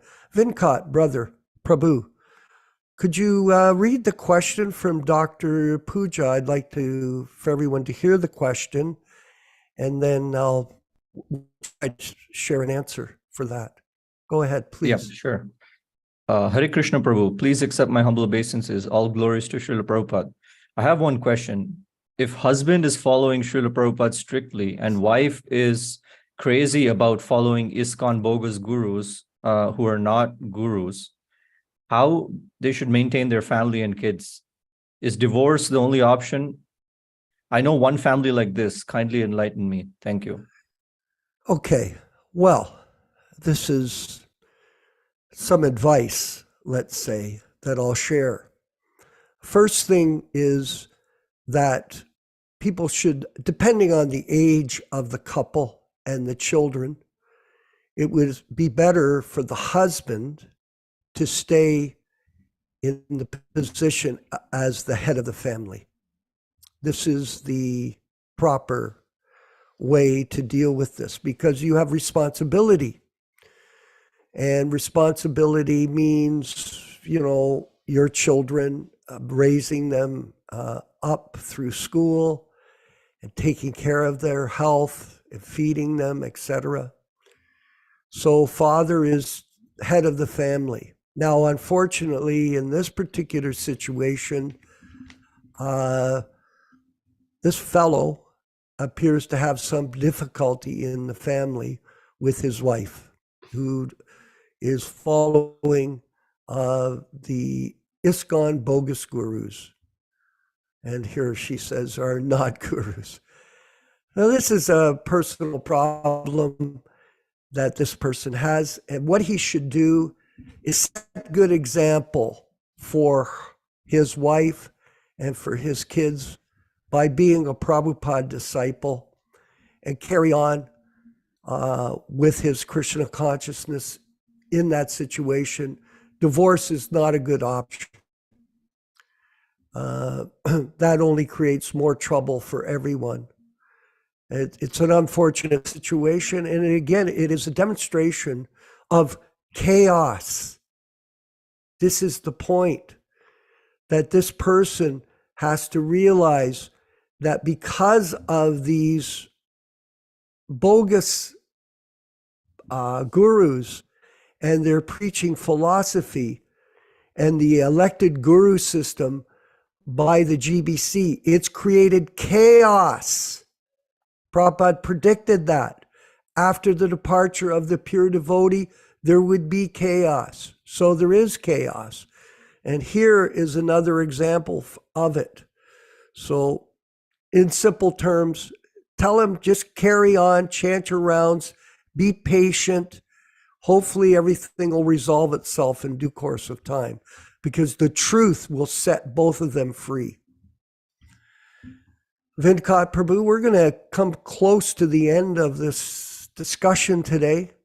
It is 12:01 up here in Canada. And, we want to thank everyone for their active participation in these discussions and in the points that are being raised. And our goal is, of course, just to give people the proper direction so that they can carry on with their work in whatever part of the world you are in spreading Prabhupada's mission. And if you have any other questions that come up, you can feel free to get in touch with us. I wanted to mention as well that we're working on a magazine, the Hare Krishna Society magazine, and first edition, and we'll deal with all of these issues concerning the guru system that's been incorporated in ISKCON, and how to understand it properly for people moving on in the future. And we're looking forward to releasing that magazine. Our media team is working on that every week, and we're progressing along with it. So we'll look forward to releasing it in the near future for all of you, so that you have a tool that you can use for preaching in your particular area to give people a proper understanding of this philosophy, and not the bogus philosophy of the ISKCON movement, which is carrying on without any, without any care. So anything else, Venkat, that you wanted to add to our session today? Prabhu, No, anything else? Well, one comment I had, there was the BBT, the court case where they tried to prove that Srila Prabhupada was a hired worker. Yes. Right. I think that's like a standard tactic in intellectual property disputes. Like, for example, if you work for a corporation, like I work for a company, let's say, and they give me a laptop, and if I use that laptop for do some personal project, then they can actually claim that belongs to them, that intellectual property belongs to them because I'm using their resources. So so this is like probably their lawyer recommended this, and they're stupid enough to like go for it because they're so greedy to get the assets, the copyrights of the books and all that. So they tried to make the case that Srila Prabhupada, he was living in our quarters and he was eating our food and like that, and he was writing, so he's just a worker that we hired and everything belongs to us. So it's just so offensive. Just wanted to make that comment. Brilliant. That's absolutely brilliant, and it certainly answered that query in my mind, that it was a ploy by some lawyer to steal the assets of our spiritual master for their own particular purpose. I see Shama Sundar. You're up early in Australia, aren't you? What time is it there, brother? Shama Sundar. 2:05 a.m. in the morning, Prabhuji. 2:05. Hey, but thank you for attending. This is Nectar Association, and when a window of opportunity opens, I'm an opportunist, Prabhu, so I take it. So sleep can wait for another time. But I just wanted to thank Yaśodā-nandana Prabhu for that great answers, and particularly in relation to the. Sorry, I won't go on for long here. Just to cap off, just particularly for the answering about the physical spiritual master, because Yaśodā-nandana Prabhu said, well, if someone's a Ritvik guru, then of course you can approach the Ritvik guru who's physically living. So that solves that particular dilemma that of the spiritual master. Obviously, a Ritvik representative is a very highly qualified personality. So that's, I didn't think of that. That was a brilliant answer. Yeah, thank you. Well, Thank you, Prabhuji. One point is, I've never used that term Ritvik guru. A Ritvik was meant to be a representative that would basically carry on a function prescribed by Prabhupada. Prabhupada did not create a special Acharya status for these Ritviks. That the intent was to basically take into account various factors. Let me give you an example. When we studied Srila Prabhupada's poetry in the 1950s in Vrindavan, at the Radha Damodar temple, he wrote different statements about his godbrothers in the Gaudiya Math.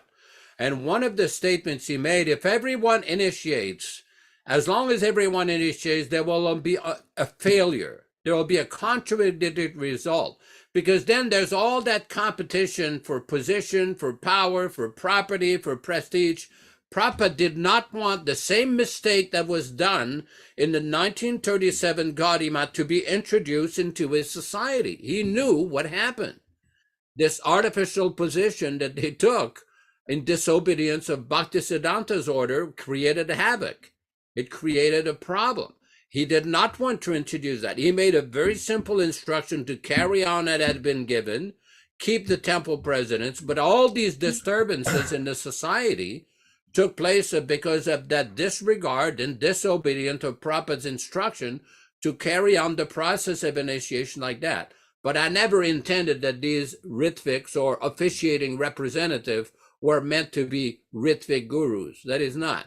Prabhupada gave instruction to all of his followers and students and disciples to become Shiksha gurus. He never appointed or selected anybody as Diksha gurus, regardless of all the convenient interpretations and everything that are going on. But thank you for the point. That's very nice of you to bring this up. Excellent. You know, I was looking at a letter Yaśodā-nandana Prabhu of Prabhupada sent to me in 1975. And part of it was the dealing with Ban Maharaj and how we should avoid the association of his godbrothers. And the second part was about how he thanked me for recommending certain people in Toronto to get initiated.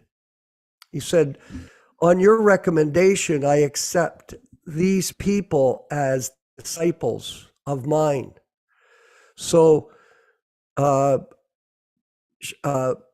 system of initiation of the Ritvik system, it's a system by which you recommend people to the spiritual master for initiation.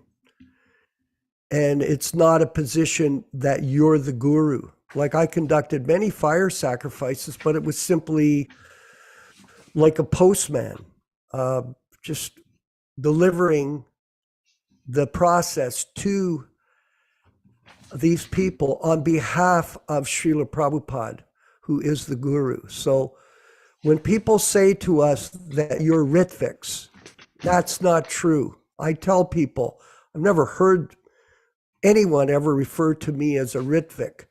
We're Prabhupada disciples, all of us. That is as simple as it is. And we use the Ritvik system of initiation to bring people into this environment. And if they so require to become initiated, then we have a process that we've developed at the Prabhupada Disciples Association for qualifying people. You qualify. I always tell people, Venkat, one of our God brothers in Western states, I tell him, because he's not initiated by Prabhupada, but he doesn't intend to get initiated as far as I can see. But do we care? That's up to him. That's not up to us. When people want to get initiated, it's their desire to get initiated. We're providing a system so they still can while we're still here present on this planet as Prabhupada's disciples. That's how it works. It's the people that want to get initiated, that want to follow the process, that want to chant their rounds, that want to surrender their time, their energy, their assets, everything in the mission of Lord Chaitanya. They are the ones that are inspiring us. And in this way, they're qualified to become Prabhupada disciples formally. So all glories to Srila Prabhupada. Vinkat Prabhu, such a wonderful devotee. Please bring on the kirtan. Let's all chant along, despite the fact that very few of the people playing the cartels could hit them properly back then in the 60s. But still, the chant is so beautiful and sincere and moving spiritually for all of us. All glories to Srila Prabhupada. Krishna Chaitanya Prabhu Nityananda Shri Advaita Gadadhar Shivāsadi Gaur Bhakta Vrinda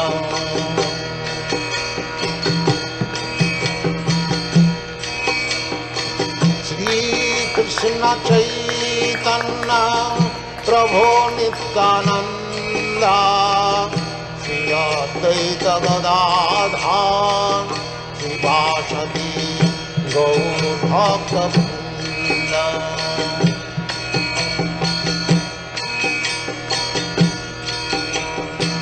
Shri Krishna Chaitanya Prabhu Nityananda Shri Advaita Gadadhar Shivāsadi Gaur Bhakta Vrinda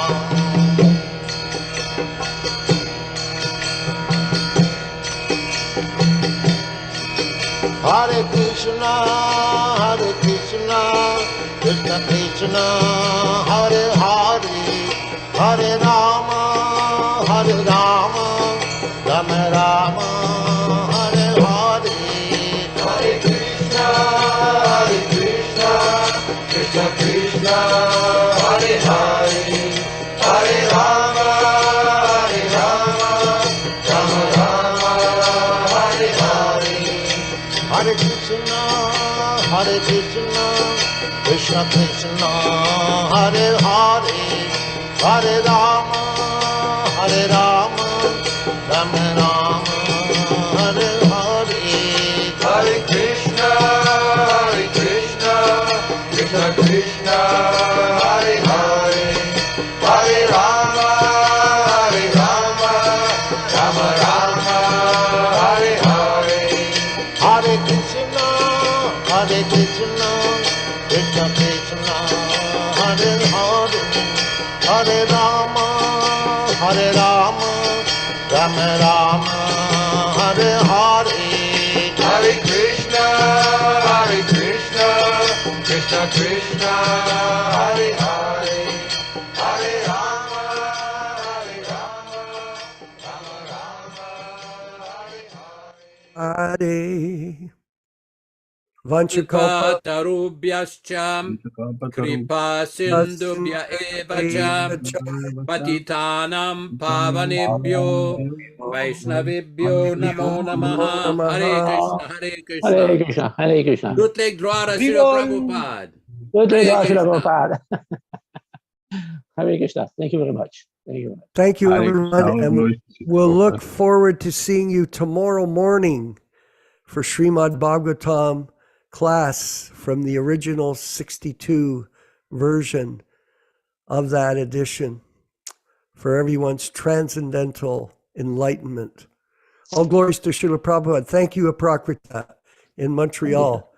You're a superstar devotee. Thank You really Thank are. You are. Keep going. Don't stop. Never you. give up, everybody. Push on.